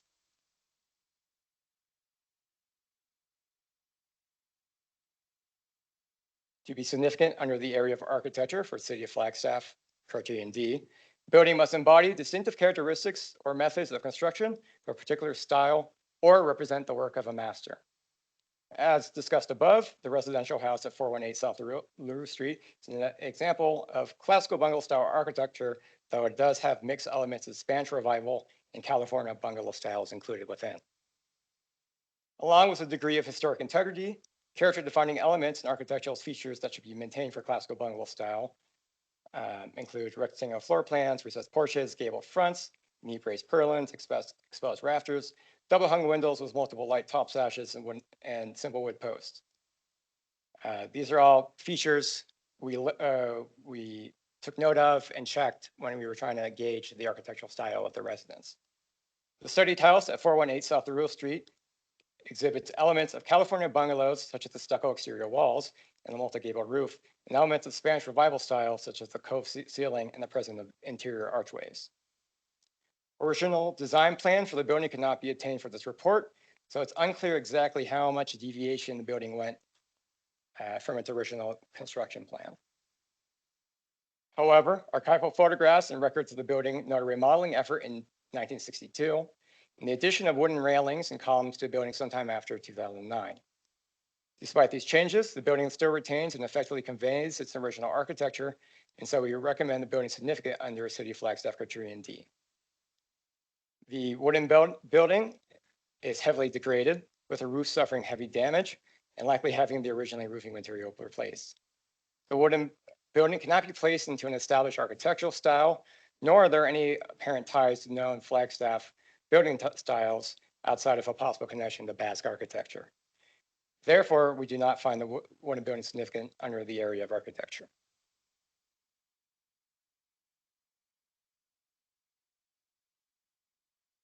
Integrity is defined as the ability of a property to convey its significance. For City of Flagstaff eligibility evaluations, only exterior integrity is considered, but for NRHP evaluation, greater emphasis is still given to exterior, but interior integrity is still assessed. The 7 aspects of integrity are location, which is the property's relation to its original place of construction. For residential buildings, typically that's if the building has been moved or not. Design, the physical elements that create the form, plan, space, structure, and style of the property. Settings, which are the surrounding physical environment of the property. Materials and workmanship, which are the physical elements used during the period of significance to create the property, which show the styles, technologies, and traditions available to the crafters at the time, as well as the physical evidence of the craft skills and techniques of a particular group of people. We also have feeling, which is the property's ability through its physical features to convey its historic character. And lastly, association, which is the direct connection between a historic property and an important historic event or person. With these in mind, we find that all aspects of integrity, so location, design, setting, materials, workmanship, feeling, and association, are retained for the residential structure. While modern addition, repairs, and replacements have negatively impacted several aspects of integrity, it's important to know that these negative impacts are not enough for these aspects to be lost. They're still there, they're just slightly damaged by the replacement of original materials, different architectural styles being introduced, things like that.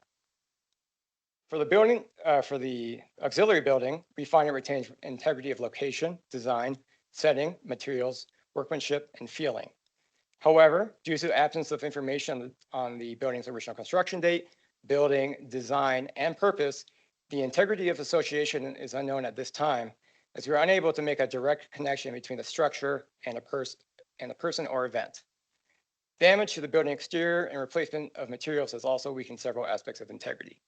You can not quite see it blown up on the screen, but on the top right end of that building, the roof is pretty significantly damaged and there's gaps in the roof leading into the interior of the structure.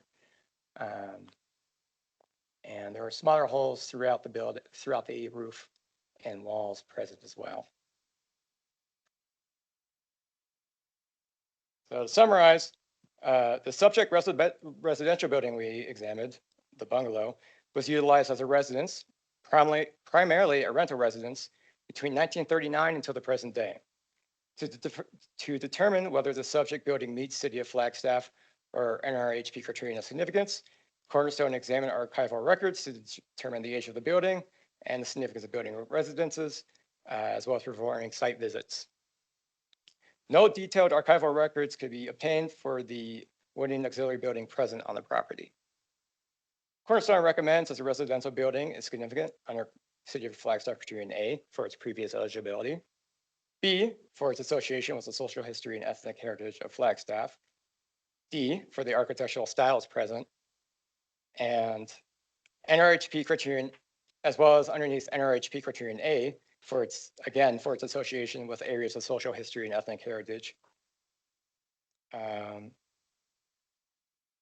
With sufficient integrity to qualify for eligibility under the mentioned criteria, and with the wooden auxiliary building contributing to the eligibility of the bungalow building under Flagstaff criterion B and NRHP criterion A. Given these recommendations, Cornerstone recommends that this report and associated photographs, architectural drawings, and LiDAR scans of the building be archived by the City of Flagstaff and be made available to the general public. Further, Cornerstone proposes a LiDAR scanning of the construction materials of the study buildings during demolition to preserve and document the materials, styles, and other unique qualities present within the structures. These scans will be used to create an interactive 3D model map, which will include a structure walkthrough and clickable elements and layers, which will depict the construction methods and materials used by the builders. Brief narratives will also be included describing the history and significance of the structures at 418 South LaRue Street, the greater cultural and architectural narratives of the Southside Historic District and City of Flagstaff. Once the model is complete, it will be provided to the City of Flagstaff for use on their website and be made available for public interaction if appropriate. That's that. We also have access to the LiDAR scans and the architectural drawings and the archival photographs. Apologies, it was about 4 gigabytes of information. So we have them ready here if we would like to go over them. But yeah, I would like to see some LiDAR. cool.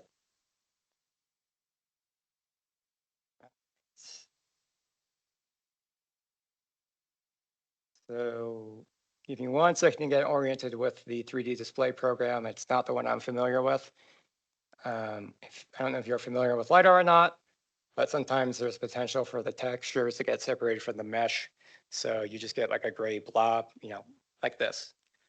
So let me figure out a way to merge the mesh with the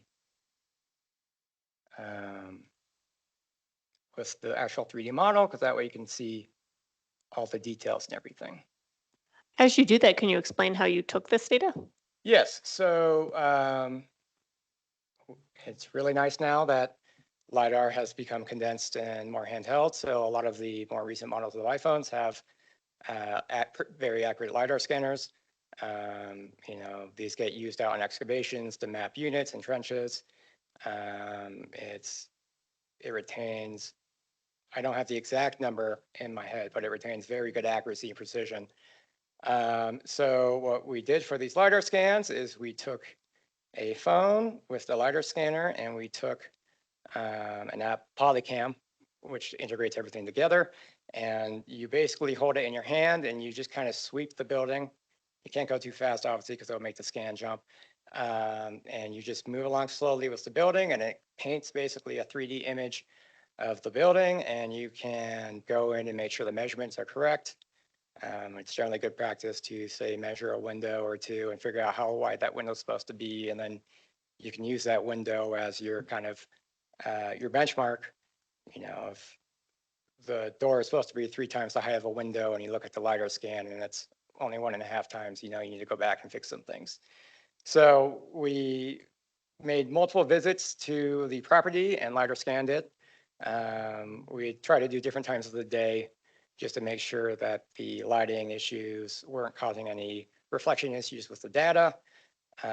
We did some vegetation management so we could try to get as best of a scan as possible.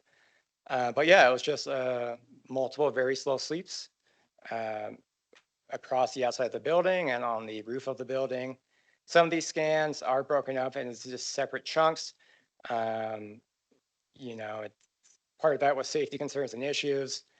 You know, you're scanning the bottom of the building. You don't necessarily want to climb the ladder to the roof of the building while scanning on your way up. So let's do. Sorry, I got a little distracted. I have a question. So if they're in different scans, you can still stitch them together though, right? They should still be able to be stitched together, yes. So I've been out of the field for a while. I didn't realize you can have an app to do LiDAR. That's pretty cool. It's so handy and so user-friendly. All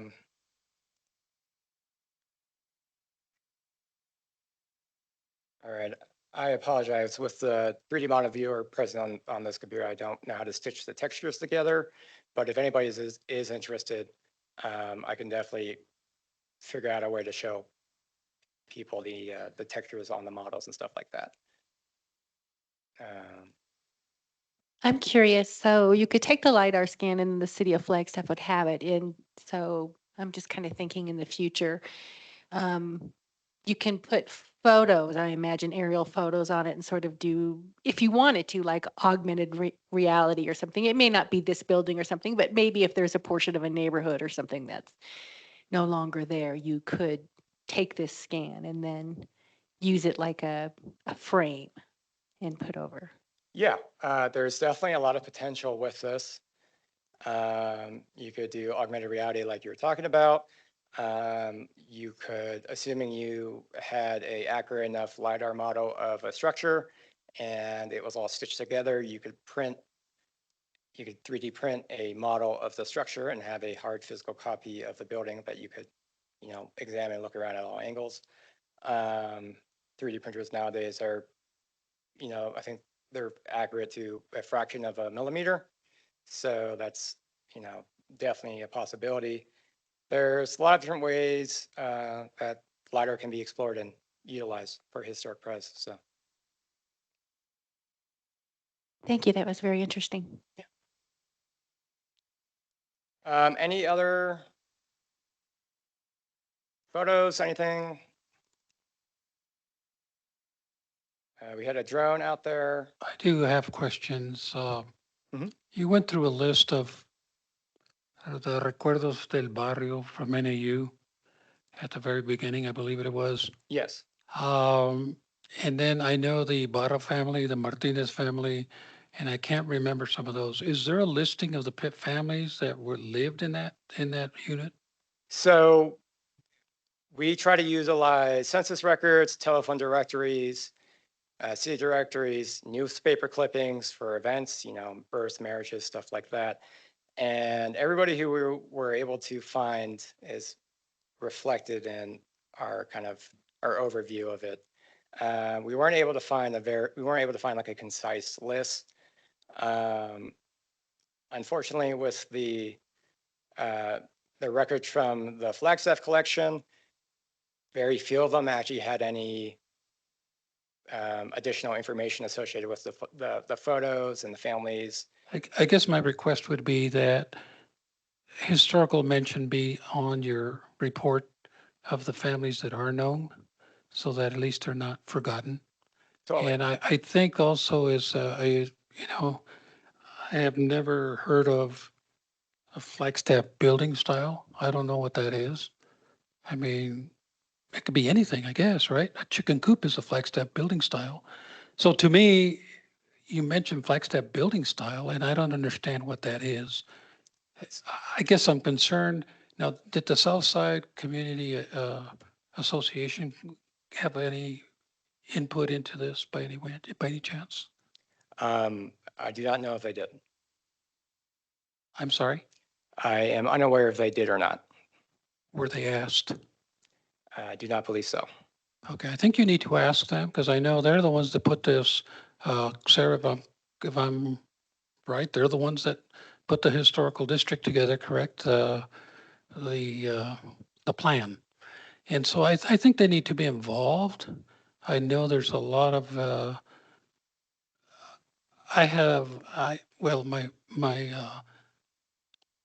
history of Southside is very important to me. And I think we don't want to lose it. Yeah, it's an old building now, but it was somebody's home at one time, and it was their pride and joy. And so to me, I think we need to be really cautious. It's insignificant. I don't like that word because it was significant to some folks. They might have had $1 to their name, but that's all they had, but it was their dollar. And I don't like that insignificant. The Babbitts owned it. Oh, Ibarra owned it. Oh, so I just want to make sure that there's equal importance of that property for whoever lived there. And so I get on a tangent, and I'm sorry, but Southside's very important. And it was the working class. It was actually the workforce of Flagstaff, 1930s, 40s, 50s. All the lumber mill people worked there.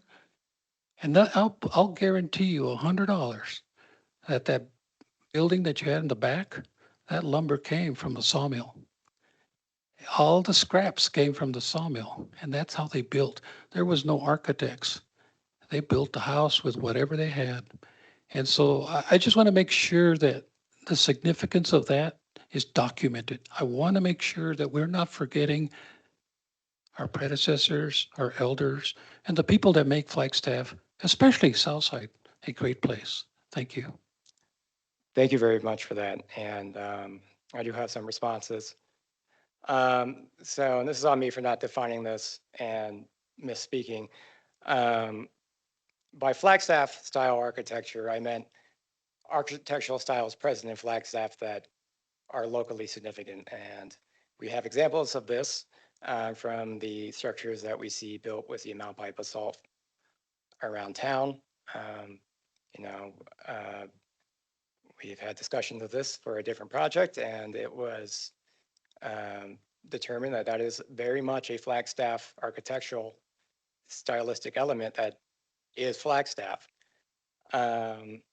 So when we look at communities like the South Side and we take a look at how the architectural style develops and how these, especially in ethnically diverse communities, you get this unique mix and combination of stuff that you don't see anywhere else because it developed here in Flagstaff.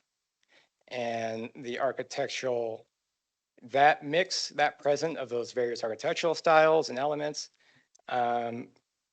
that's noted in the listings for these properties on the National Register. It's something that we take a look at when we're evaluating the project, not only for the National Register, but for City of Flagstaff. So when I said that, that is what I meant, the unique architectural styles and blends that are present here. And to your comment about the residents and individuals who lived on the property, I completely agree. In our report, we spent a pretty good time talking about the individuals who lived there, where they worked, where they came from, who was in the family. We mentioned things that they did in the community, donations to buildings that they made. And I apologize that did not make its way into the presentation, but please rest assured that we talk in length about both individuals. And the Babbitt Investment Company and the Babbitts get a very small mention because ultimately they developed and built the property, but they didn't live there. They didn't raise their families there. So Yeah, it's sort of funny that you mentioned that because you mentioned the Mesa family and the Lopez family. The best rock mason in Flagstaff was Alfonso Lopez, who lives on Humphrey Street, or used to live on Humphrey Street, related to these families. So this is what I'm saying. You can go around Flagstaff and you see a rock house. Guess who put it together? Mr. Lopez and his family or his relatives. The Mesa family, the Lopez and the Mesa family were, Mrs. Lopez was a Mesa. So you see the connection. But it's funny, and that was their architecture. If you go to Flagstaff Community Hospital, rock. If you go to any of these homes that have rock, the basalt, Mr. Lopez, Our Lady of Guadalupe's church, there's a good example, rock. Mr. Lopez lived right behind the church. So this is what I'm saying. I want to make sure we don't lose that history. We're just trying to preserve what we've had. So, and I appreciate what you've done. Don't get me wrong. I'm not trying to nitpick. Oh, you forgot this or forget that. I'm just trying to tell you this is the history. And I'm sorry, I've been here too long. So I've seen Flagstaff. I've been here 76 years. And so I knew when Flagstaff was 10,000 people. And so, and I knew Mr. Lopez. And so I'm able to give you a little bit. And I know there's people still out there. But I do want you to talk to the Southside Community Neighborhood Association, the Plaza Vieja Neighborhood Association, and there's a lot of people that are still around that know the history of this house. And just to document it, we don't want to lose that history. And I thank you for everything you've done. well, thank you very much. Commissioner Westheimer? thank you for coming in and speaking to us in person. That is really meaningful and helpful. I did, I looked at your report a lot and I looked at the maps a lot. Did you ever find evidence of a house close to the street? So it's a little frustrating from our perspectives, but basically, the residential building as seen today and that eastern building, they basically show up on the records at the exact same time. We haven't seen any prior evidence of any structure or construction on the property. You know, a lot of the plat maps we checked and a lot of the order maps we checked, for whatever reason, this one section of city blocks, or it's just this one block, are not on the maps outside of some maps from the 1910s and 1910s that just don't show the buildings really. They just show like the lot ownership. So yeah, it's frustrating. It just seemed that the way the site was used did not match the rest of the block. So, but having a house in the back was common. So I was just wondering if you had found that because I didn't see it. Then I found an edit you need to make. So on page 23 in the last paragraph, the name is Gary J. Novak and Marla A. Novak. The CPROS is not a name, it means community property with right of survivorship. So that just needs to be corrected. Thank you very much.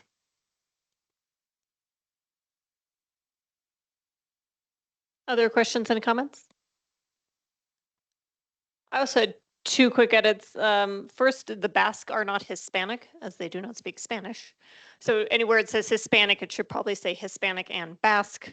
There's a couple places where it's more obvious that you recognize the distinction, and other places not so much. And then also the photographs 12, 13, and 14 don't match the descriptions where they're cited in the text, and that could be true of other photos. So I would just make sure that all the photos match the captions. No, I appreciate that. But Thank you. otherwise, I think this is a very thorough report covering a lot of bases, and I appreciate you going above and beyond with the LiDAR and trying to make a 3D model in recognition of the demolition of this house. Well, thank you very much. Commissioner Hayes, then Commissioner Dominguez. I do have one concern. Lead-based paint, I'm sure it's there. And I hope all precautions, especially when demolition starts, that the neighbors don't breathe any of it. I know it's there. So thank you. Or asbestos, maybe. Commissioner Hayes. I was just going to say it was a very comprehensive report. Thank you. And with the measured drawings added in and the LiDAR and everything, I think it was, despite a few small edits, it was a pretty good comprehensive report. Thank you. Thank you very much. Any other questions or comments? Oh, yes, of course. And I want to thank you for putting in there that it needs to be made available to the public because there are a lot of people who are interested in the Southside neighborhood. And maybe NAU could add it to their Recuerdos collection. Yeah. So you might talk to Peter Runget, NAU, and see if they would be interested in including it because it's very thorough. And with that LiDAR, it's probably beyond what anyone else has ever done. And maybe a copy to the Southside neighborhood. Yeah, thank you. All right, any other questions or comments from commission? Anything from the public? Or anybody else? So it looks like we are just voting to approve. It doesn't sound like we have any requests for additional research or documentation. Does sound like you're requiring they make edits though. Oh, yes. So I would specify which of those you want them to make and whether or not it needs to be resubmitted to the commission or if they can submit to me and I can approve administratively. And also clarify if you're accepting the mitigation. Oh, yes. Thank you. Proposed. This sounds very similar to the case we had last month or 2 months ago that's coming up again where we just requested a couple edits and then you approve those administratively. So I would be comfortable with that. Yeah, I I'm fine agree. with that. Yeah.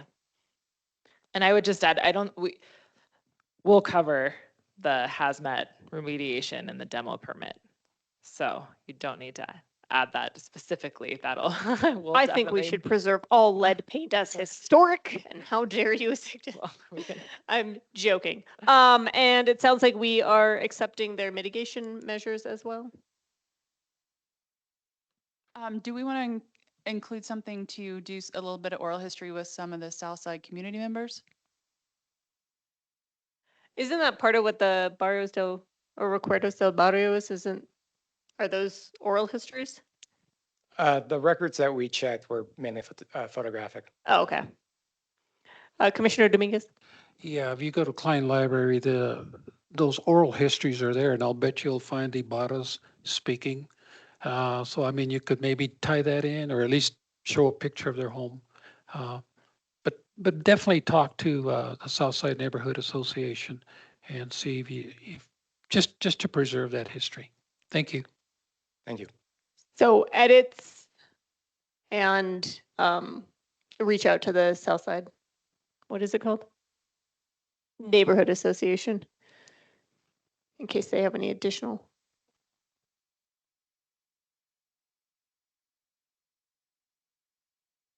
Nuestras raíces. You're not on the mic, by the way, Commissioner Westheimer, but you were asking, I'll summarize. I heard you asking, what is the Hispanic history organization in the South Side? It's called Nuestras Raíces.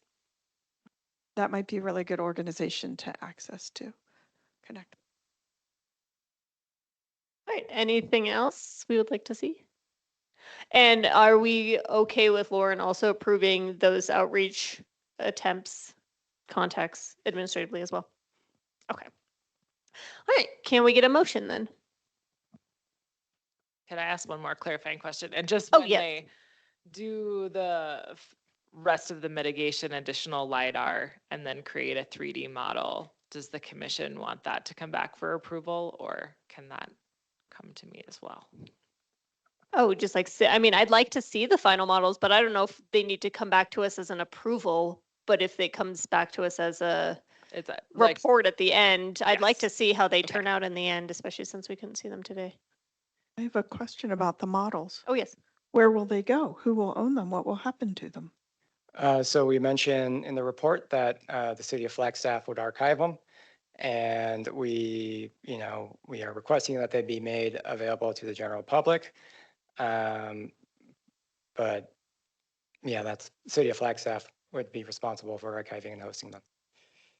that could be something to talk with during the outreach to the suggested organizations, if they would be interested in partnering and storing and making those available. Yeah, I would ask the two Hispanic the Southside Neighborhood Association and the other Hispanic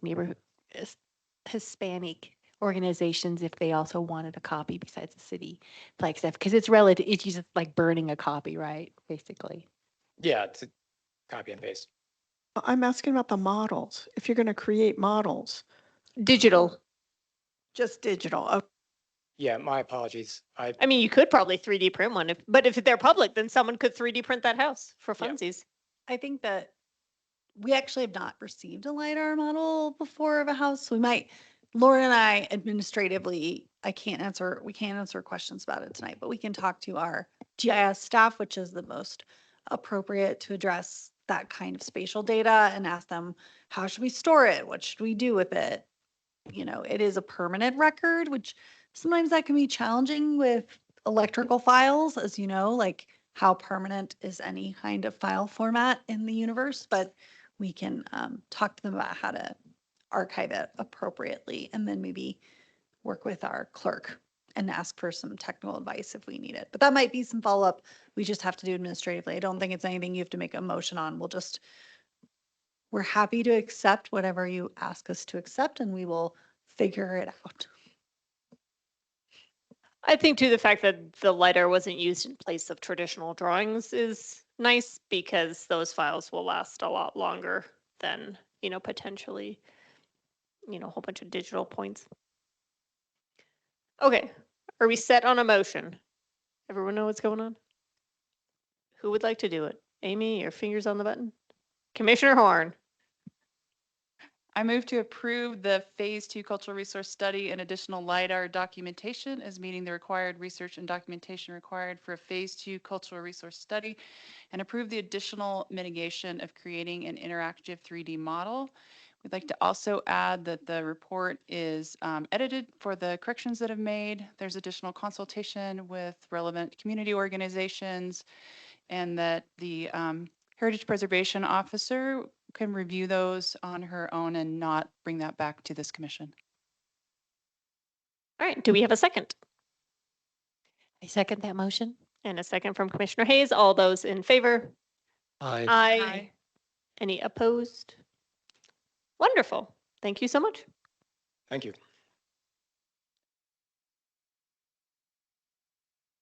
Can I have a point of order, Chair Dale? Yes, point of order. Would you like to take a short break? There's Oh. still general business items, and I know this is a long meeting because we were forced to unfortunately cancel October. Yes. How long is the training expected to last? It's a good question.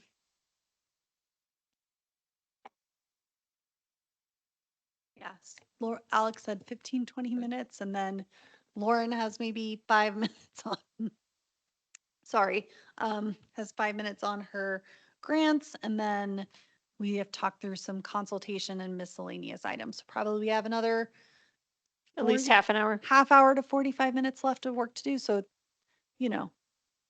I think also if commission members need to stand up and stretch and go to the bathroom, they can do so. I would prefer just to power through. Yeah, you can stand during my presentation. But if there are any objections, we can take a break. Yeah. Do you just want to go to the bathroom? Okay, we'll take a 5-minute break. okay, reconvene at 6:29. Or yes. Yes. Okay, thanks.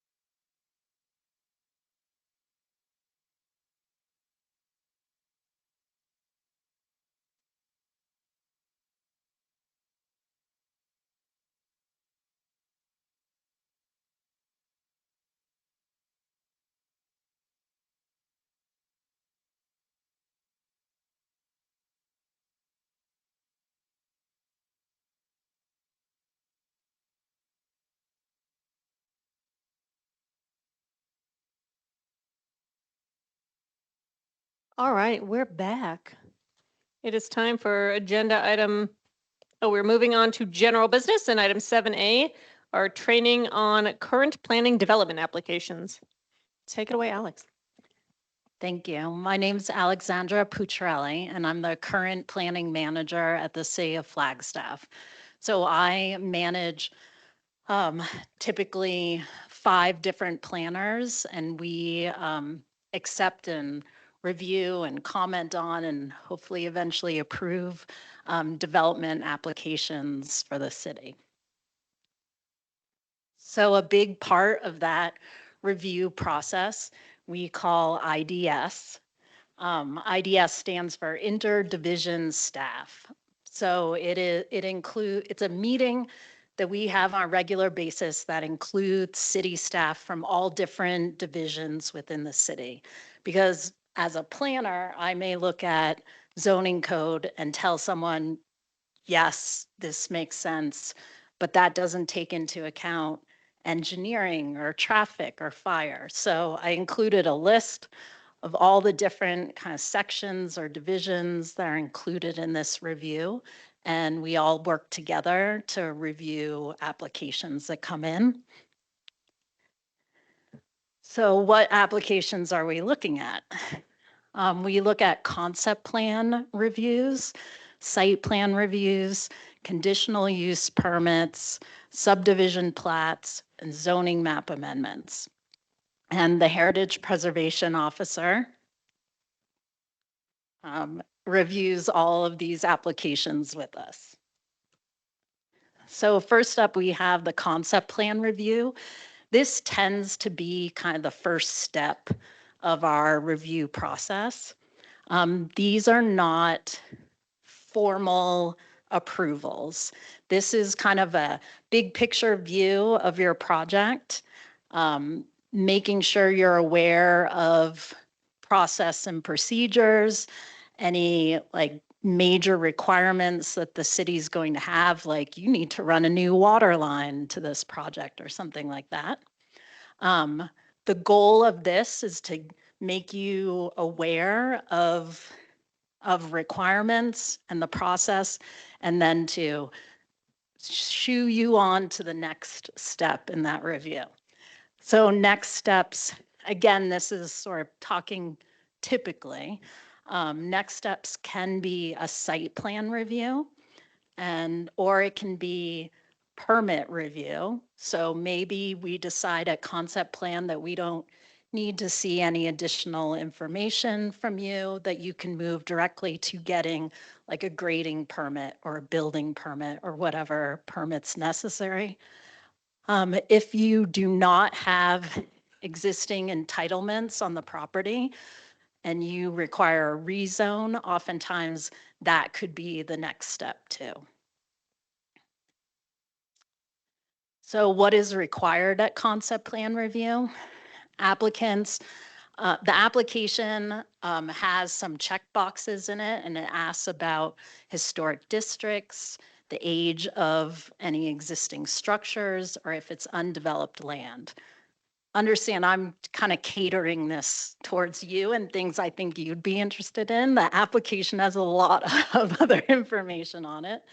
But this information gives staff a heads up that there may be something from a heritage preservation viewpoint that we'd want to look at. We also require a narrative, and that narrative is required to include information on any known heritage resources. Sometimes people don't know, right? And that's when we'd ask them to do some sort of additional study. So typically at concept plan, we wouldn't hold up an application to get one of those studies. We would find that application complete because again, it's not a formal approval. We would move it on to the next step and let the applicant know that in order to get approval, you will need to submit an application, and that application might also require approval from the commission. Another application we look at is site plan review. So this tends to be the next step after a concept plan review. This is a formal approval that we look at. So we're making sure that the project can meet all of the applicable city codes. And we're looking at that prior to like the commission, like the Planning and Zoning Commission, looking at it like for a conditional use permit or a rezone or something like that. We're also looking at this information before we would move it on to permits. So again, if you have those development rights, you're not doing a discretionary rezone, for example, your next step would be building permits. So we want to put you in a good place that you can easily meet code when you get there. Sorry, I kind of jumped ahead to next steps. So yes, those next steps. Again, if you have your entitlements, you're moving on to permits. If you have that entitlements, but typically conditional use permits are when you are in the right zone, but that use requires some additional mitigation. So that goes to the Planning and Zoning Commission. Or if you are not in the right zone, you need to rezone your property, then that next step would be that zoning map application. And that goes to both the Planning and Zoning Commission and City Council. It tends to be at site plan, I think, is when we tend to get a lot more of those applications for heritage preservation issues, whether they need a statement or a report done or a certificate of no effect. That's when they tend to come in. Here I am. I'm jumping ahead of myself, sorry. I'm tired. So what's required at site plan review? Again, the application asks, has those kind of check boxes, which again, just helps us make sure that these are being noticed, that the right staff is on the review. But we don't always rely on them 100% because sometimes the application is incorrect. So Lauren gets to look at every application and just confirm that she doesn't require anything.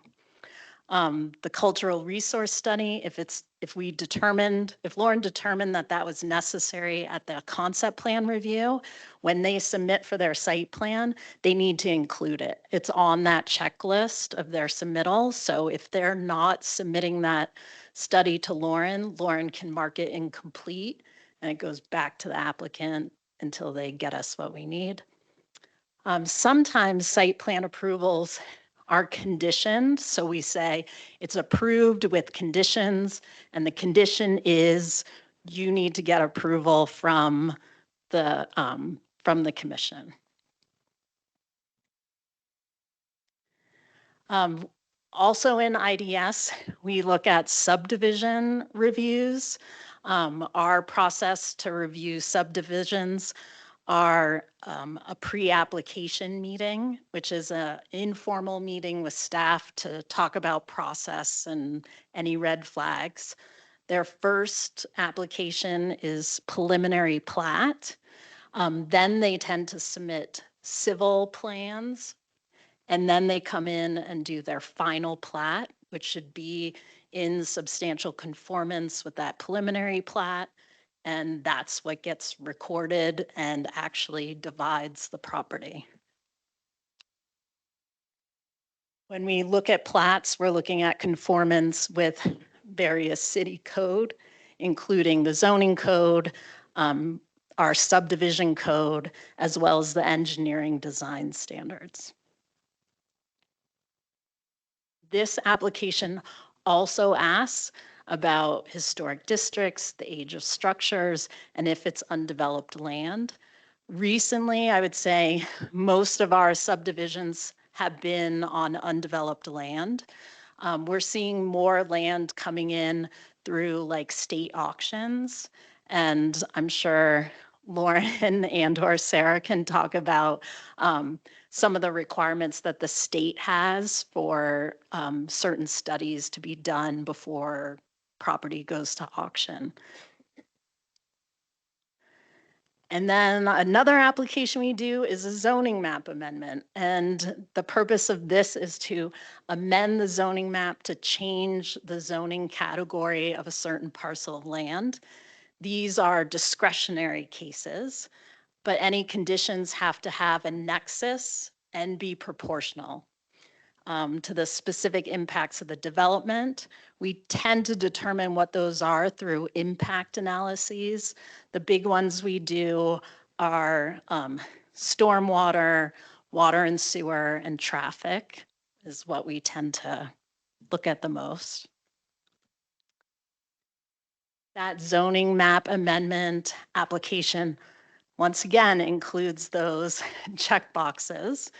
And a cultural resource study is usually required as part of that zoning map amendment. We have two different types of zoning map amendments. One is a concept rezone and the other is a direct to ordinance.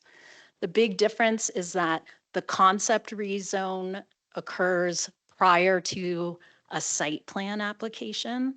So it's a little more conceptual, as opposed to a direct to ordinance where you would have your site plan approval first. And if you remember from a few slides back, site plan approval needs to have those studies done. So that's why I'm kind of calling out, like, if it's a concept plan, a concept zoning map amendment, that's when we're going to need to see that study sooner rather than waiting till you come in for site plan later. I have a But- question. So the yeah. concept zoning map, I mean, this is like a map that, can you So- explain more what that Sure. is? So we have a map of the city with every parcel on it, and each parcel is given a zone.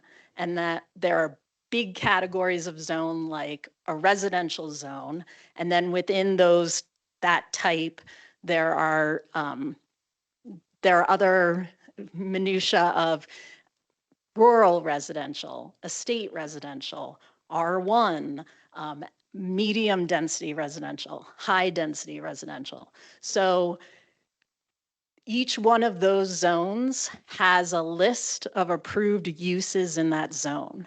So if someone comes in and says, I want to build an apartment building, and I look at it and say, well, you're zoned rural residential and multifamily isn't allowed here, so therefore you need to rezone your parcel to a different zone that would allow that use. Does that make sense? Yeah, so basically it's the zone map and in there, it's what kind of a concept that is So acceptable for our two types of methods for changing the zone of a parcel.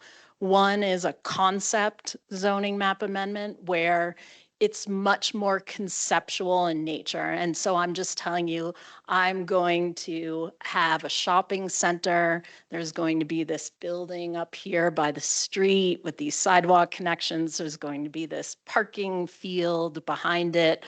I'm going to meet code as far as landscaping, and that's all you need to know, as opposed to a direct to ordinance that's tied to a specific site plan.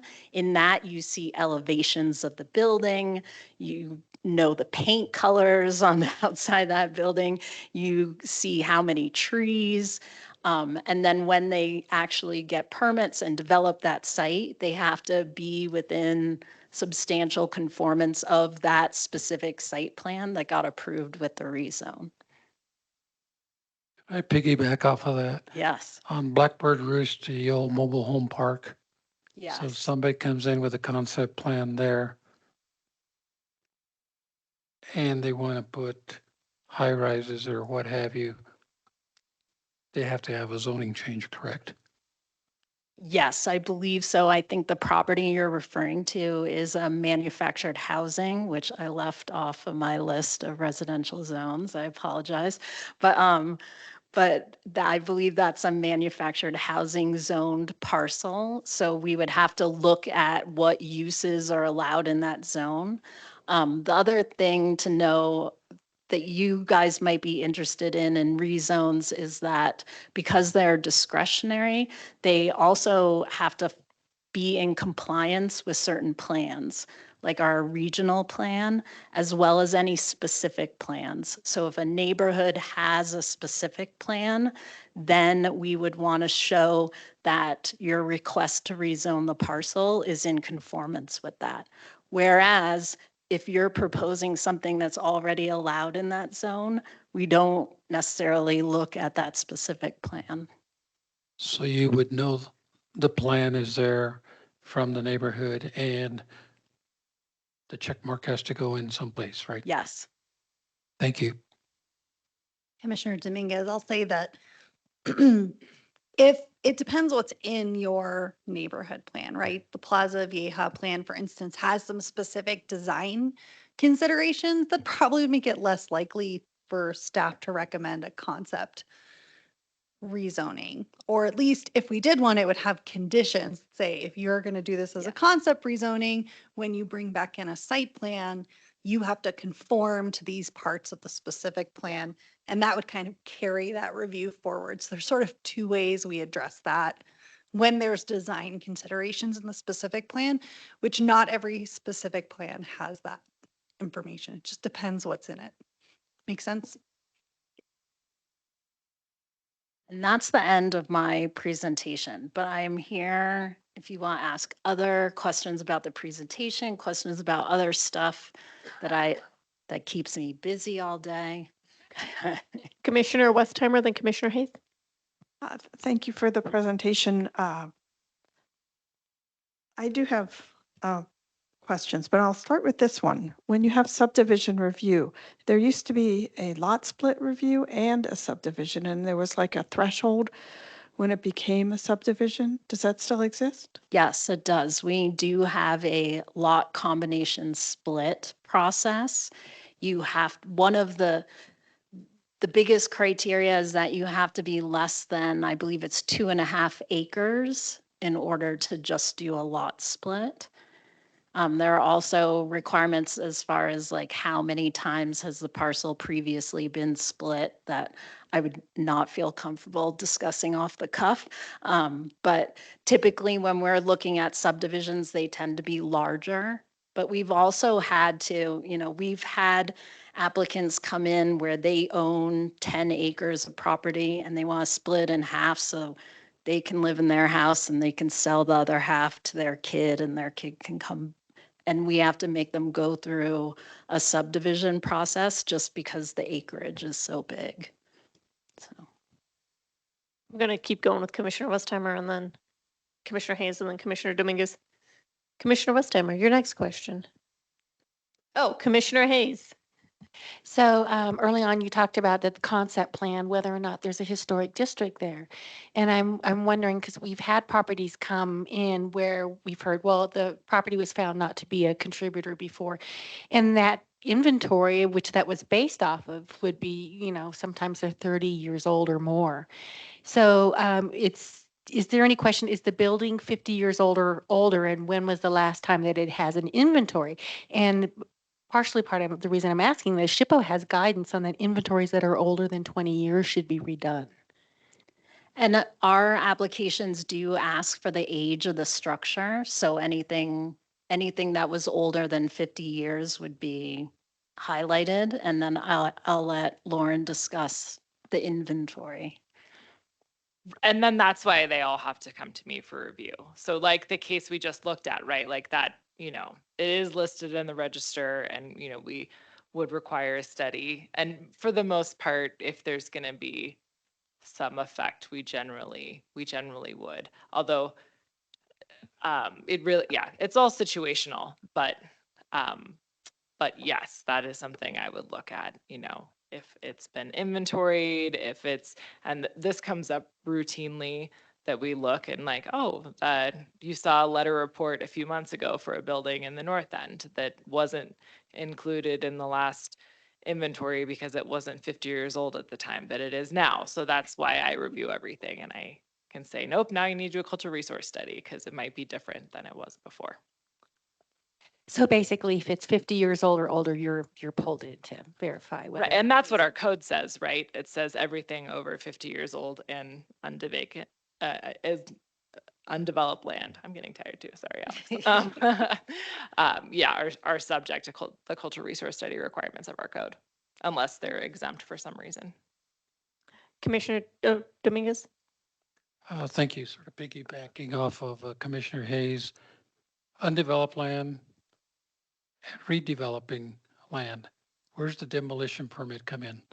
You know, where I get hung up on my, hey, they knocked it down this weekend. So how does that come into play? Well, that we wouldn't, if structures need to be demolished, we wouldn't consider that undeveloped. Here we're talking undeveloped, like it needs an archaeological survey. So if later on in the agenda, one of my approvals is for undeveloped land, the letter report that is being submitted in advance of their concept and site plan for my review. So undeveloped is generally, there aren't structures. We're talking about archaeological field survey. But if it would be something slated for demolition, then that's where, it would list the age of the structure if it's in a district, and I would determine So whether when they come in with a concept plan and there's existing buildings, does it raise as a red flag? Exactly, yeah. Okay, thanks. Commissioner Westheimer, we're back to you.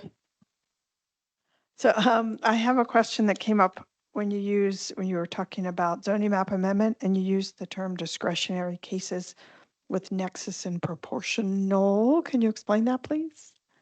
So, so this is something I learned when I became a planner. Is there's precedent, there's case law that talks about when you're making certain requirements of a development through a rezone, and that the things that you are asking the developer to do have to be directly tied to the development itself. So if I'm going to use the apartment building again. If I'm building an apartment building and I have 200 apartments in here, and I do a water sewer impact analysis, and it tells me the water line out in the street is too small and we're going to need a bigger water line, then the developer is responsible for upsizing that line. I can't tell that developer, you know what, there's going to be a bunch of more development in this area, and wouldn't it be great if you went ahead and not only made it big enough for your project, but you made it big enough for that whole neighborhood over there. I can't make that a requirement.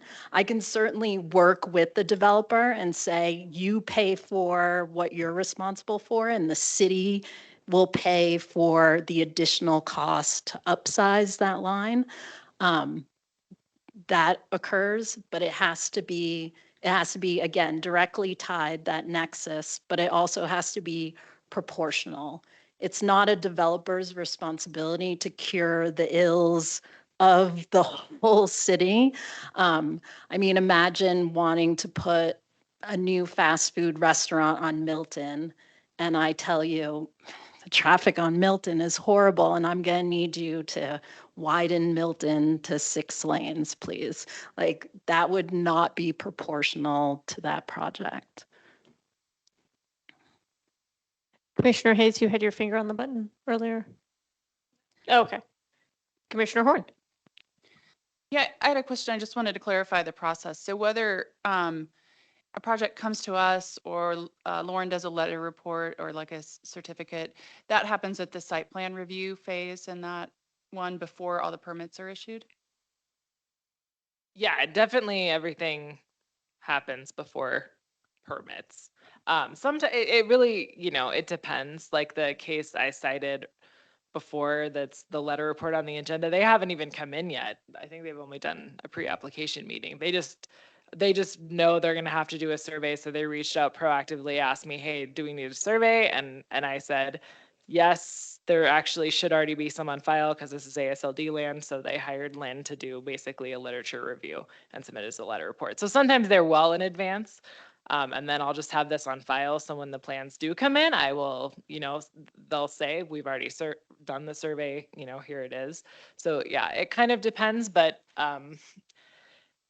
generally, yes, everything for these projects get done before building permit. There are, of course, other types of projects in town that go straight to building permit and do not go through this interdivision staff review at all. And then, smaller projects like the 402 West Birch we looked at tonight, that's going straight to building permit. So they're in now for certificate before they go to building permit, but that isn't going to go through this IDS review process.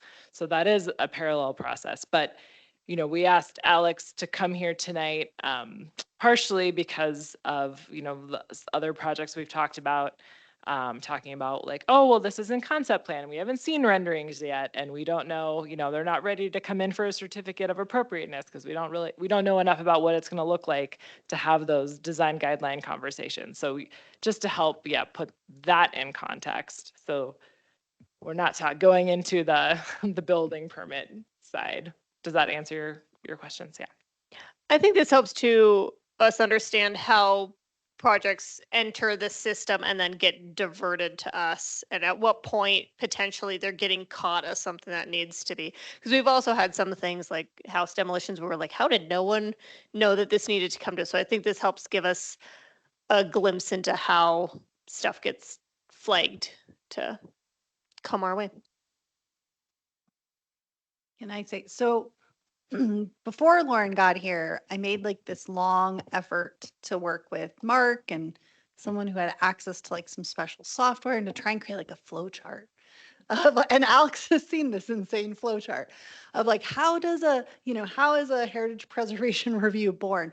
And I think one of the issues is that's because we never wanted to miss anything with heritage preservation. It can start anywhere in any of the building process. We could get through something and then through several steps and then discover that they're making a big change, and that change might change what was reviewed, and then we have to scoop it back if there's like alterations. And sometimes small things like tenant improvements can trigger an HP review, and sometimes they don't. I think that's one of the big issues with the HP review right now is it can start in so many places. So it's actually also a challenge for like our front counter and the person who enters our building permits, because we have to train them. They have to know, when do I schedule HP review and when do I not? And so sometimes it gets missed when there's turnover in those positions and we haven't gotten them retrained, or maybe some information has changed. So Lauren has to constantly be working on training those folks. We have standard trainings for them. We go back to them. And in addition, we have to consider all of the city properties and things that might not go through IDS that might go straight to civil plans with our engineering staff. That also has to come around and figure out how to be reviewed. It could be a public works project that doesn't even go through civil reviews. That's just a replacement in kind. There are so many places that an HP review can start for it to end up in front of Lauren. And I think that's one of the reasons you see that things look like they're getting missed, but it's actually just that it's such a wide variety of places that things can start. Although if people demolish buildings without any kind of permit, they're they're in trouble. Yeah, that is happening outside of any of these processes. Yeah, and they pay the price, literally. And there are a few things, if you look really specifically in the code for the certificates, there are things that fall under coming in for a certificate that don't even require a building permit. So theoretically, folks should apply, without being told by anyone else in the city, because they don't actually have to talk to anyone else but me and the front counter. So yeah. Do we have any other questions for Alex? I have two questions. One is, under site plan review, you refer to a discretionary rezone. What's a discretionary rezone? Well, any rezone is discretionary. So you don't have those existing entitlements, you are requesting them. Okay. How's everyone doing? I would say the flow chart that Sarah valiantly attempted to create, I would say looked more like the history of a very passionate Twister game.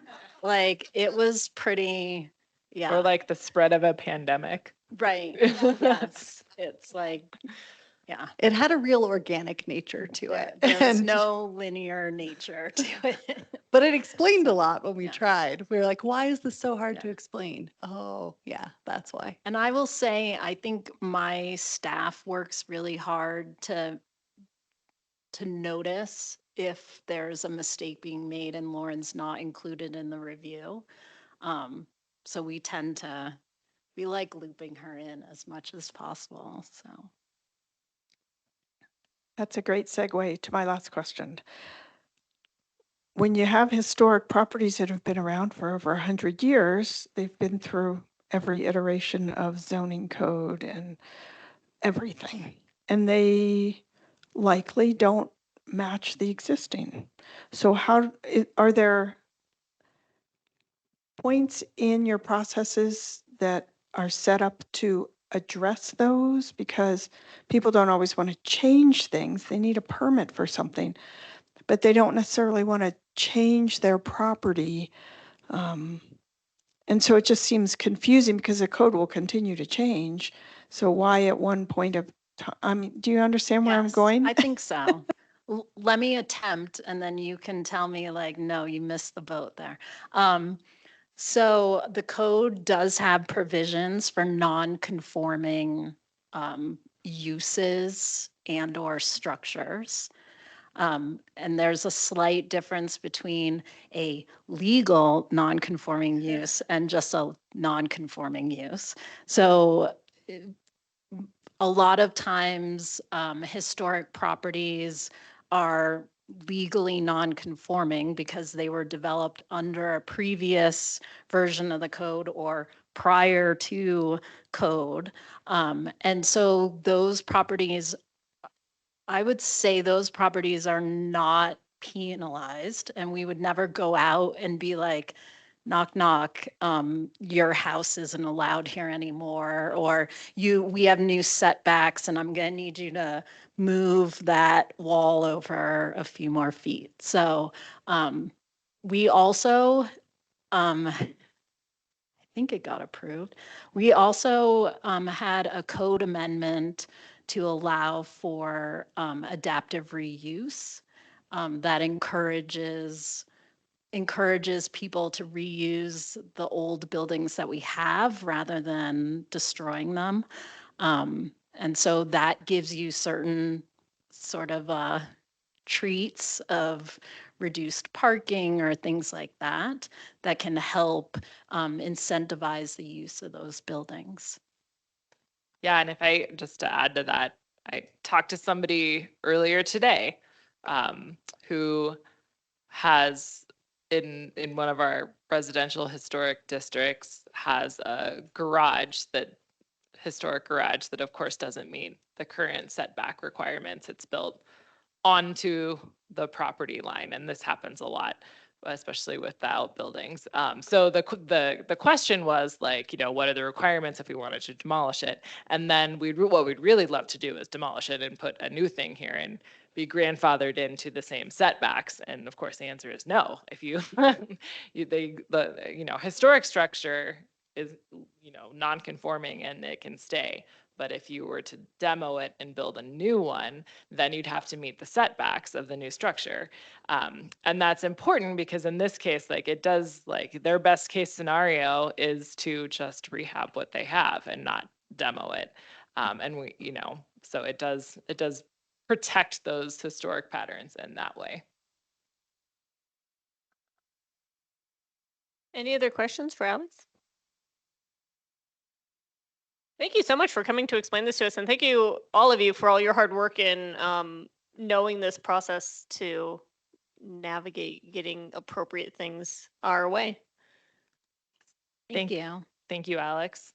And one other thing I just wanted to throw in there for, just so you all know. So we do these reviews every 3 weeks, and accept them on a rotating basis, but it is a set schedule that is posted on our website. And so that's how I often, we have conversations where I can guess the earliest date that things could be coming back to the commission. And that's how I can do that, by looking at the IDS dates of when the meetings are, when the decisions would be, when the deadlines for submitting are, and then matching them up with my HPC submittal deadlines and saying like, all right, well, there's no, that if they submit by this date, it'll be this IDS, and that means like the earliest will be the January meeting. So just one other ripple of when you're wondering when you're going to see things again. But that does require them to make the submittal on time. Sure. Yeah. The earliest possible date. There is no, I'll go on the record for Alex's in the front counter sake, say there is no tolerance for late applications. Very little. Yeah. Yeah. Because we can I take like in people to believe that we are strict about that. Yeah. So don't tell anyone. You're live on TV. That Yeah. we can. This is now perpetually in the Flagstaff YouTube record. But there can be submittal dates where 10, 20, 30 items can come in one day. So it is a Herculean effort, and we appreciate the front counter very much. Thank you, Alex. That was very informative and helps kind of get rid of some of the fog in my brain of how the process works. And I'm available if you come up with more questions, if you want to ask Sarah or Lauren, and they can work with me and we can get you information whenever you need. Thank you. All right, great. We will now move on to item 7B, the Historic Signs and Facades Grant Tracking for November 2025. All right, I will try and be speedy here with the rest of the agenda. This looks so crazy. But let's see here. So at the time I had to get the agenda routed.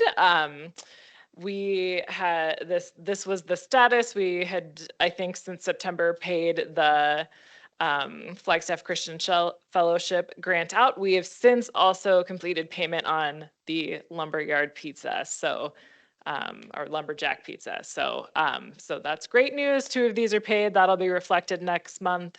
And of course, the lumberjack pizza, I did the grant inspection 6-7 months ago and put those photos in here. So nothing new there. It was just took a lot longer than expected to give people free money.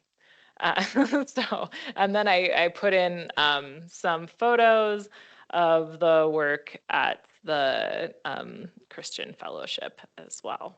Can you remind us of what they were paid to do?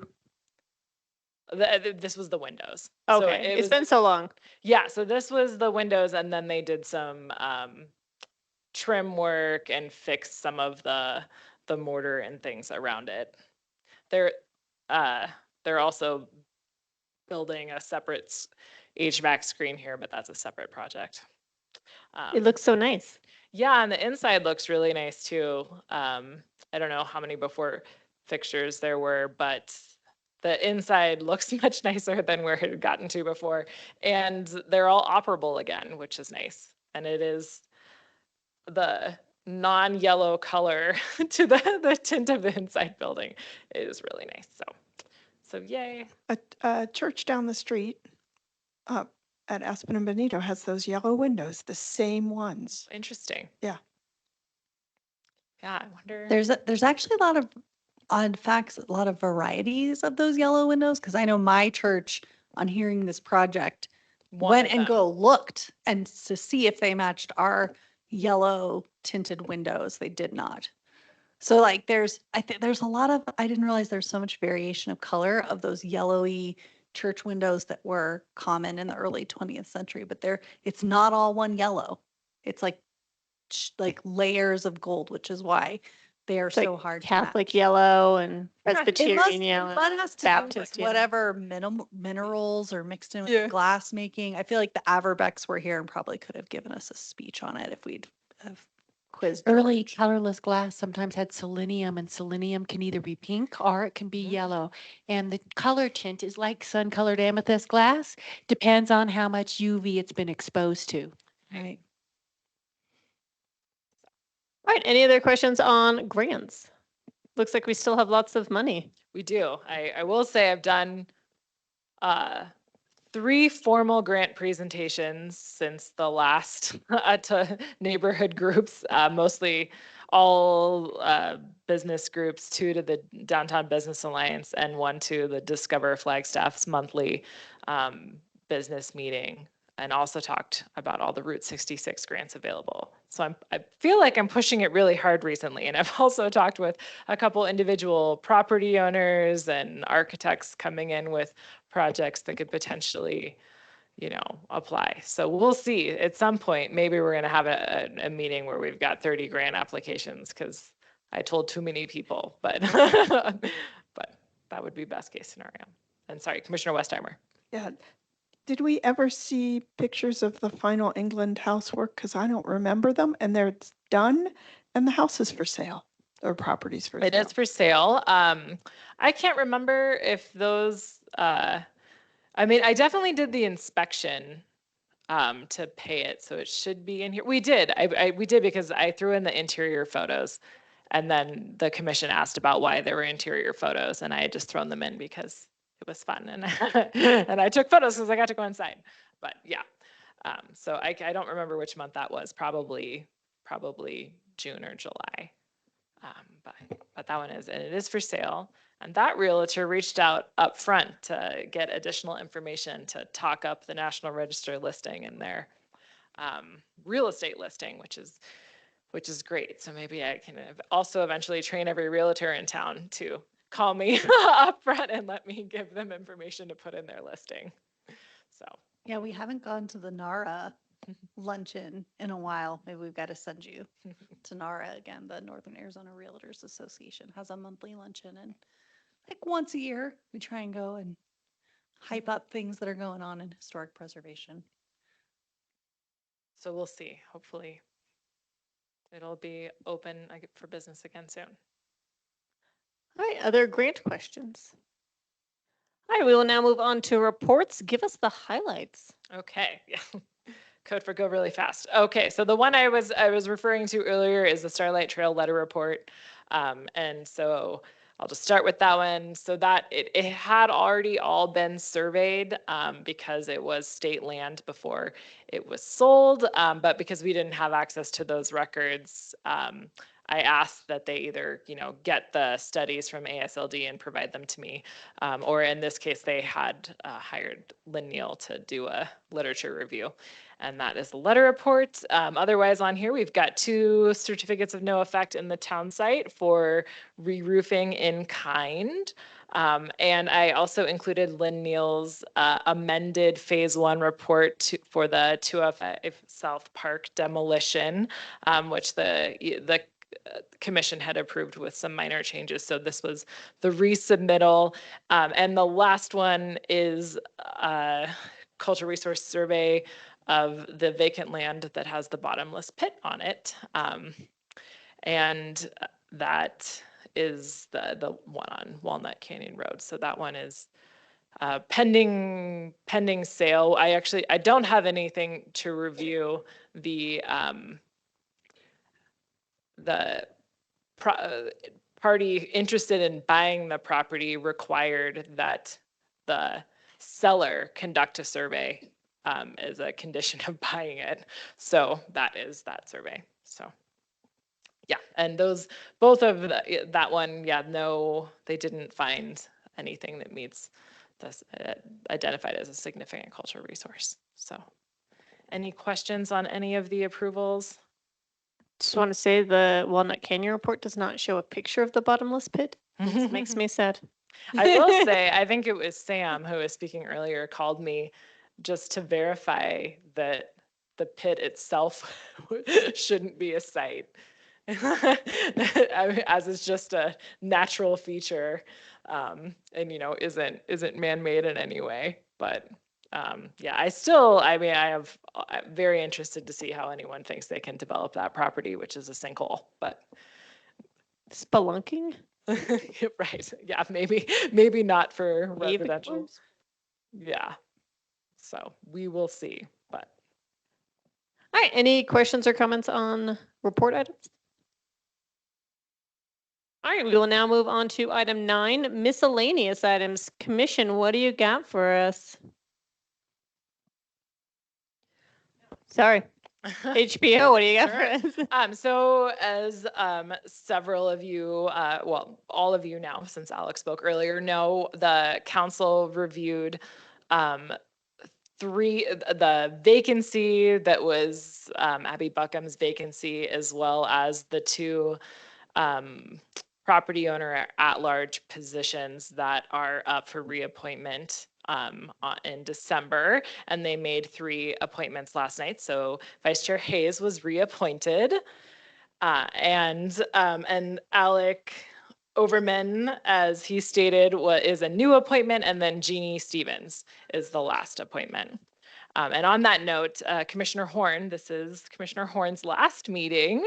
Commissioner Horn did not seek reappointment, which we will miss you, and I don't know how anyone is going to do a motion moving forward, especially after tonight. But so that's that. And then I believe it will be the December 16th council agenda will be the property owner seat up for reappointment. That is currently Commissioner Westheimer's seat. So that's when those will be discussed by council. And this was, they did basically, because we have to have at least, is it at least 2 or at least 3 professionals? But we had, of the 5 applications, I think 4 were professionals and only 1 was at large. They ran these 3 together because no matter what, we were going to get enough professionals. So it was like, you could do 3 professional or at-large appointments, and then worked out the way it did. So that's that update. I also just wanted to note that we need to, at our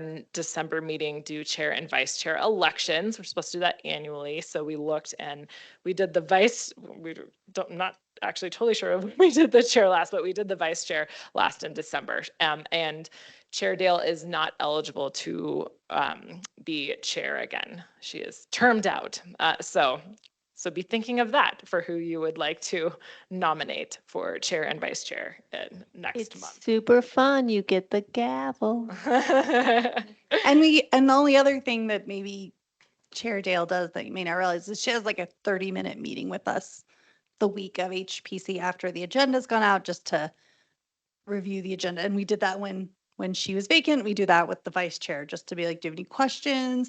Is there anything in the board and commission manual need to go over? And that helps you guys run a smooth meeting. Like, if she'd asked me at that meeting, like, how do I divide a question? We'd have gone over the procedures, or maybe I would have asked the clerk for a clarification. It's just helpful because you guys do hear very complicated things. And so it's not always a straightforward motion, as we've been testing limits this year.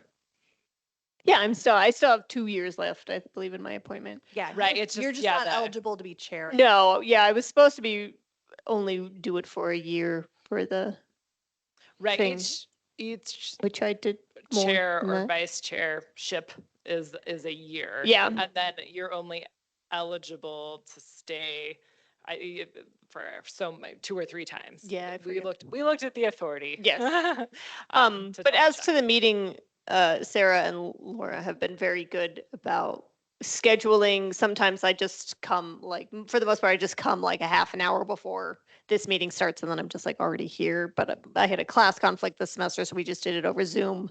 Wednesday morning worked for everybody, so it's very flexible. It does help because you can ask all the questions you might not want to, like procedural questions. Only the procedural. We don't talk about the content, but the procedural questions, so you feel confident when you're sitting with the gavel that you. Right, you know what motion you're making and why, Yeah. and what the code says. All right, questions about appointments? Next item. All right, and then the Arizona Preservation Foundation reached out about this, the National Historic Preservation Fund There is a sign-on letter that I attached to the agenda, and they reached out about the commission or the city signing it. And the way the city of Flagstaff usually does things like this that are, sort of lobbying for something is that we have the mayor sign it. So we asked to see like, should the commission sign it? Should the commission recommend to council that they sign it? And the clerk's office said like, oh, this meets city goals. We'll just put it on a consent agenda for council and the mayor should be able to sign it. So that I don't know what agenda it will be on, but that is moving forward. So, but just wanted to let you know that the city is supporting putting it on the agenda. So follow up on that. And then unfortunately, I think Mr. Silver has left and I wanted, but I'm sure it could be relayed to him. But we also wanted to follow up, September feels so long ago, but Charlie Silver did public comment during the September meeting about this idea of a Flagstaff Historic Theme Project on behalf of John Westerland. And I just wanted to provide a little follow-up. So we talked about that and particularly with our beautification partners, as you remember, Jana Wolden was also at that meeting to talk about the two-spot train. And that department, Jana and Corey, who were presenting, they do primarily are responsible for the public art installations within the city. And so we talked with her about the process. And so this is what Jana had to say. So the normal process for proposing new project ideas is to come to BPAC, which is their commission, the Beautification Public Art Commission, in the summer months, so June, July, August. So interested parties would present, have a general discussion, and then the commission would weigh like pros and cons, how much staff capacity, cost for the project, et cetera. And if the commission supports moving forward, then staff prepares scoping for the project for approval consideration at their annual retreat in October, which will determine if it goes forward and in what fiscal year, because they, sometimes have to go out several years to have the funding to do these things. So of course, the window for that has closed this year, but so sharing the process for how to propose larger public art projects like this moving forward. Jana did also note that the next 2 years are pretty full already with things they've already awarded, spending money on. And because this is such a large project, such a big scope, and therefore such a high cost and staff demand, it might be hard to score high enough, which reading between the lines, so smaller projects proposing things individually have a more likelihood of support by the commission and resource and funding going with them. But she also noted that there is a new project under consideration for a sculpture in Heritage Square. And they also recently approved a sculpture for the 4th Street roundabout. I know they also just did the Schweitzer Canyon roundabout. And the multicultural sculpture garden exhibition in the county park on Sawmill. And that one, the sculptures are going to rotate out too every couple of years. So there's opportunities to propose new things there. And so she just noted all of that you could recommend artists apply for those projects if you've got specific artists, who want to purport some of these specific themes. They could apply when those go out, when they do the call to artists for those types of things. And then of course they also, especially the murals, are ripe for the beautification and action grants, which are up to $8,000, and they accept those grant applications twice a year. They do March 15th and September 15th. So March 15th is the next one, but they do those all over town. And so these could be things that are, off city property too. So, going back to David Stevens' Babbitt Building mural, like something like that could be a beautification and action grant project if he were to pursue that. So just wanted to report back on all of that and the possibilities for moving those forward in the future. So, and we can tell Duffy can pass it on. the I'll relay information. it to John. Thank you so much for following through on that. I know Yeah. he'll appreciate it. You are very welcome. Do you want to add, Sarah? No, I Okay. have the next thing that's not on the list. Okay, I just also wanted to add, just so you know, that I did attend part of the BPAC retreat in October to continue the two-spot discussion. So, the presentation they did here in September, I went to BPAC with Corey and Jana, and we did it there in October. And the very first comment from the commission was, well, I think HPC nailed it, and we just agree with what they said. So great job. So that's what I have to report back on that. Okay, go ahead, Sarah. Thank you. So the report I have is we typically schedule a December date. And it's sometimes just following this meeting to go somewhere and have a little holiday gathering. I'd like, of course, to invite Commissioner Horn to come to the gathering. And I was also going to reach out and invite Abby and who else came off, and the new commissioners, and make sure everybody can come and like that we can all appreciate each other and say thank you and then say welcome, get to know each other in a more informal setting, team bonding. Do we want to continue that tradition of doing it right after the meeting? Is that a poor? Do you anticipate a long meeting? I know you don't know yet because Not things a aren't double due till like meeting like tomorrow. this one. Well, yeah, I don't know of anything else apart from Anne submitting the redesign. No one else has told me they're submitting. Sometimes I do know, right? Like they're working with me in advance to tell me what meeting they plan to be on. I don't know of anything. But the else. deadline's Monday. But and the deadline is Monday at noon. So, so maybe it'll be a shorter meeting. And I guess we always could have a hard adjournment time and continue items to the next meeting if we had to. Yeah, that's possible as well. but- And then we would need to decide where to. Typically, we just go to the gopher hole. I don't know if the Gopher Hole's open on Wednesdays anymore. I think Oh, yeah, 'cause last year we went to the McMillan. But it was a Monday. We went to the gopher hole and then they were like closed. So Yeah. So we went to the McMillan. So. Yeah.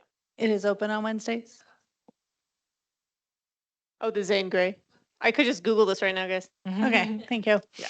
I think Wednesdays are okay. And it may be better now. They just didn't have staffing for Mondays for a while. And if Yeah. not, the McMillan was nice too. I will say I just got to peek inside the Alpine Pizza, and that whole project should be done. They should be reopening by December, so it actually could be a great time to go see the work that they're doing. Not that December is a great time to go see their new patio and everything, but you can see what they're doing in Alpine Pizza. Gopher hole is open on Wednesdays till 2 a.m., guys. We I can don't think party so. hard. Jesse, think you can make it till 2 a.m.? That's why the TLC happy hours are there, open till 2 a.m. No. So we could do the Gopher Hole. That would be fine. I think that's a good place to, it's not too loud. It's a good place to talk and hang out. Yeah, and we'll invite Abby, of course, Amy, obviously. We'd love to have you there and thank everyone. Yeah, but we don't have any trainings or anything scheduled. Okay. No, nothing's scheduled. Okay. I mean, if you let me know if you. No, it's just, I'm just, Yeah. thinking of Oh, things. I that guess if, the only other thing is I haven't heard back, but the Brownfield grant presentation that was going to be last month, and then we canceled the meeting and I moved to tonight. The presenter had to cancel, and I asked if he wanted to reschedule for December, but I haven't heard back yet. So that is potentially the only other item. So. Commissioner Hayes. I was just going to say that Gopher Hole is very close for walking. I park out front, so it's not that far to go back to my car. So are you good just for planning after the meeting? Yes, we will just put that we are, well, when Nancy assembles the agenda Okay. next month, that it'll see adjourn to establishment in the downtown for holiday refreshments or holiday gathering or something. And it'll just let people know so if they see us all together, we're in a quorum and it's okay. So we actually have to agendize when you meet for social reasons. Yeah, we were at one of the rallies downtown, and I think like 4 of us gathered, and I was like, "Hey guys, I think this is a quorum." I gotta go. Okay, great. Any items? Oh, is that the last of your announcements? All right. Yeah, Items from commission. Commissioner Westheimer. I just wanted to bring up that on the National Preservation Partners Network, there's a discussion, and cities are doing this, that you can't get demo permits until the replacement structures are approved. And I think there's some validity to that, so that we don't lose buildings if things fall through. We still have the buildings that were there. But also looking at that South LaRue project, if you turn around, if you're looking at that site and you turn around and you look at what was built across the street, I suspect that's what's going to be built there, which will then affect the whole district even more. So it would just be nice to know what's going to happen before it happens. And of course, we'd have to do code changes to make this work, but, and that is the benefit of having an overlay instead of just having the district, right? Because then what goes in there would have design guidelines that they would have to follow, and it would come back for your review to see whether or not it fits within the rest of the district. What's standing in the way of, besides the work, to do design guidelines for the South Side neighborhood? Well, the main thing is that because it has to be majority property owner approved. We are working on with a smaller group of Southside right now. We have a group who does want to do an overlay and design guidelines, and we're actively working with them right now. They're just not ready to move forward. But before they would get to you, we're working on the background stuff right now, and then they need to get signatures from at least 51% of the property owners before it would come to HPC. So that's the main thing, to do a bigger portion of Southside. They, kind of gerrymandered what they thought they could get versus doing all of Southside. Southside's tricky too because of the mixed use there.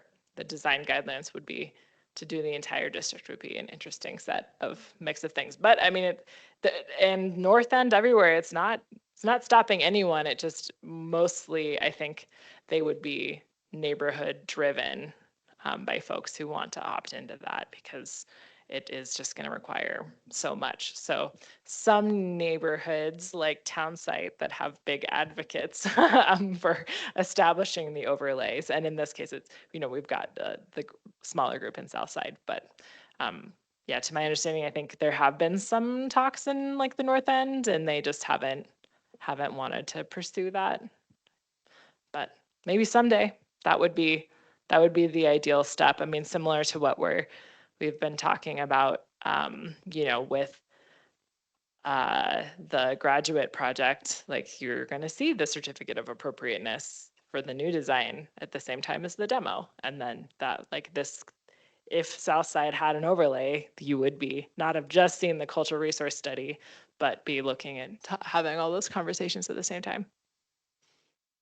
So just to clarify, if the South Side's a very large district. Yeah. So it could be a couple of different overlays in there if that's what the community wanted. They could do like the top third if that was mostly residential or something, because there is a lot of mixed use in there. I could see where there's not a lot of attractiveness for that. A majority of the buildings within the boundaries need to be historic or significant, and a majority of the property owners need to sign on. So those are really the two things: is you have to have enough integrity in the area to do the overlay, and then have enough of the owners willing to sign on to it. The Commissioner. problem we've had is the absentee landlords. When you're 90% owner occupied, no problem. When you're 90% absentee landlords, you're done. We've tried it. And Plaza Vieja Neighborhood Association. And it went from, was it 55%, 51% to 75%? I mean, it just kept increasing. It was just undoable. Well, yeah, La Plaza Vieja is not a official historic district, so they couldn't.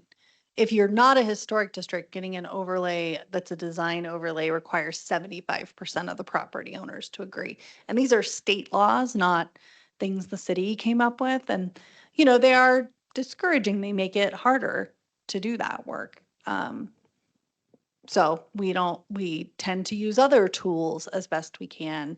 And there might be some tweaks to do to our code. I think now that the sign code is done and some other things, we're starting to have some of these big things like the missing middle and stuff. We're trying to talk about like a historic preservation master plan, like an action plan, like other cities have, which would help us lay out what business we should get done in the code versus inventories and start to figure out how to harness more resources. And that's something we would like to pursue in the near future. But we need like kind of a plan because we could play whack-a-mole and just hit whatever pops up first. That's not a very strategic approach. And right now we have ideas about what would be a good strategic approach, but it would be good to actually put a plan together and get community input on that before we design that work program. There's plenty to do without taking that bigger step yet, but it's something we've started talking about, and Lauren's been getting some examples from other cities. It might be the kind of thing the commission has a subcommittee on in the future. There's lots of opportunity, but we're not there yet, right? The program's been growing. We grew the grant, we grew the position from 25% to 50%. We'd love to grow it 50 to 100. That's probably the point at which we could consider doing those next bigger things, is keep moving in that direction. I understand Tucson in their preservation planning sort of like looked big picture too, like where's their core and where are those areas. So right off the bat, you kind of know, when a developer is coming up with an idea that there's areas that have more integrity and whatnot, that like a hotel right downtown or something, compared to more on the fringes kind of thing. Right. Our current status of those things is much more piecemeal. It's what's been able to be done and not as holistic. So we'll take a bite at that apple if we can in the near future. That's just information for you where our thinking is. We can't commit to anything yet. It's on our minds though. Great. Other items? I have one question. What kind of guidance or instructions do you give to presenters before they come to us? Because while I appreciate the thoroughness, I don't know if I need personally an hour-long presentation on a report. I also appreciate that it gives firms a chance to talk about all the exciting things that they learned, but it feels redundant sometimes. So I don't know if you're giving them like a time limit. No. Or guidelines, because I feel like that might be helpful, just like get straight to the point, and then if we have follow-up questions, which we typically do, that'll give them time to expand. But I think that presentation was about an hour long tonight, which really made this meeting quite long. And also, if I can add to that, I've spent hours looking at those reports. I don't need to go through it again. So it's great that you send them to us so we can do that on our own time. But then I agree with Commissioner Dale. It's like, it's too much. I think it's great in the report, in sections he was reading from the report. So we read that. I mean, I was following along on the report on my desktop and he was reading from the report. But he was very thorough in the report. We can offer that presenter feedback. I mean, if you wanted to have a time limit on some kinds of presentations, like cultural resource study presentations should not exceed 20 minutes unless requested by the HPO. We would need commission bylaws that allow for that. Like the P and Z Commission has some bylaws that say staff presents, and however long the staff presentation is, the applicant presentation cannot be longer. So if staff presents in 20 minutes, that's how much time the applicant has. And they tend to coordinate that ahead of time. So the applicant can't just get up there for 90 minutes and do whatever. And that's meant to be like commensurate with the level of detail or the complexity of the case. Like if it takes the planner longer to explain it, probably is going to take the applicant longer, but they have this equal time provision in their bylaws. We don't have any commission bylaws. That would be a whole different kind of project, but we can just offer that feedback and say the commissioners felt that that was more in depth that they wanted. They'd like you to consider making your presentations much shorter because they have read the report. And I think too, you could offer, I mean, if you don't want Cornerstone, even like, I think when the Los Tapatios presentation was also, that Josh did, was also almost an hour. So that seems to be their model, and it seems like they've been doing that for a long time. If you don't want PowerPoints, like Lynn doesn't do a PowerPoint, she's very much on the other end. She just assumes you've read the report and is here to answer questions. So there's a huge spectrum of like what the preferences would be. And we could give guidance, but if you want to, we could come back and say, do you want to set like a little brief bylaw that sets time limits? I think they gave a longer presentation for this than they did for the property on Birch, 19 West Birch. And I think maybe they were trying to be sure it wasn't, they wanted to be sure that we got all the information we needed so that it wasn't kicked back, is how I felt what was happening.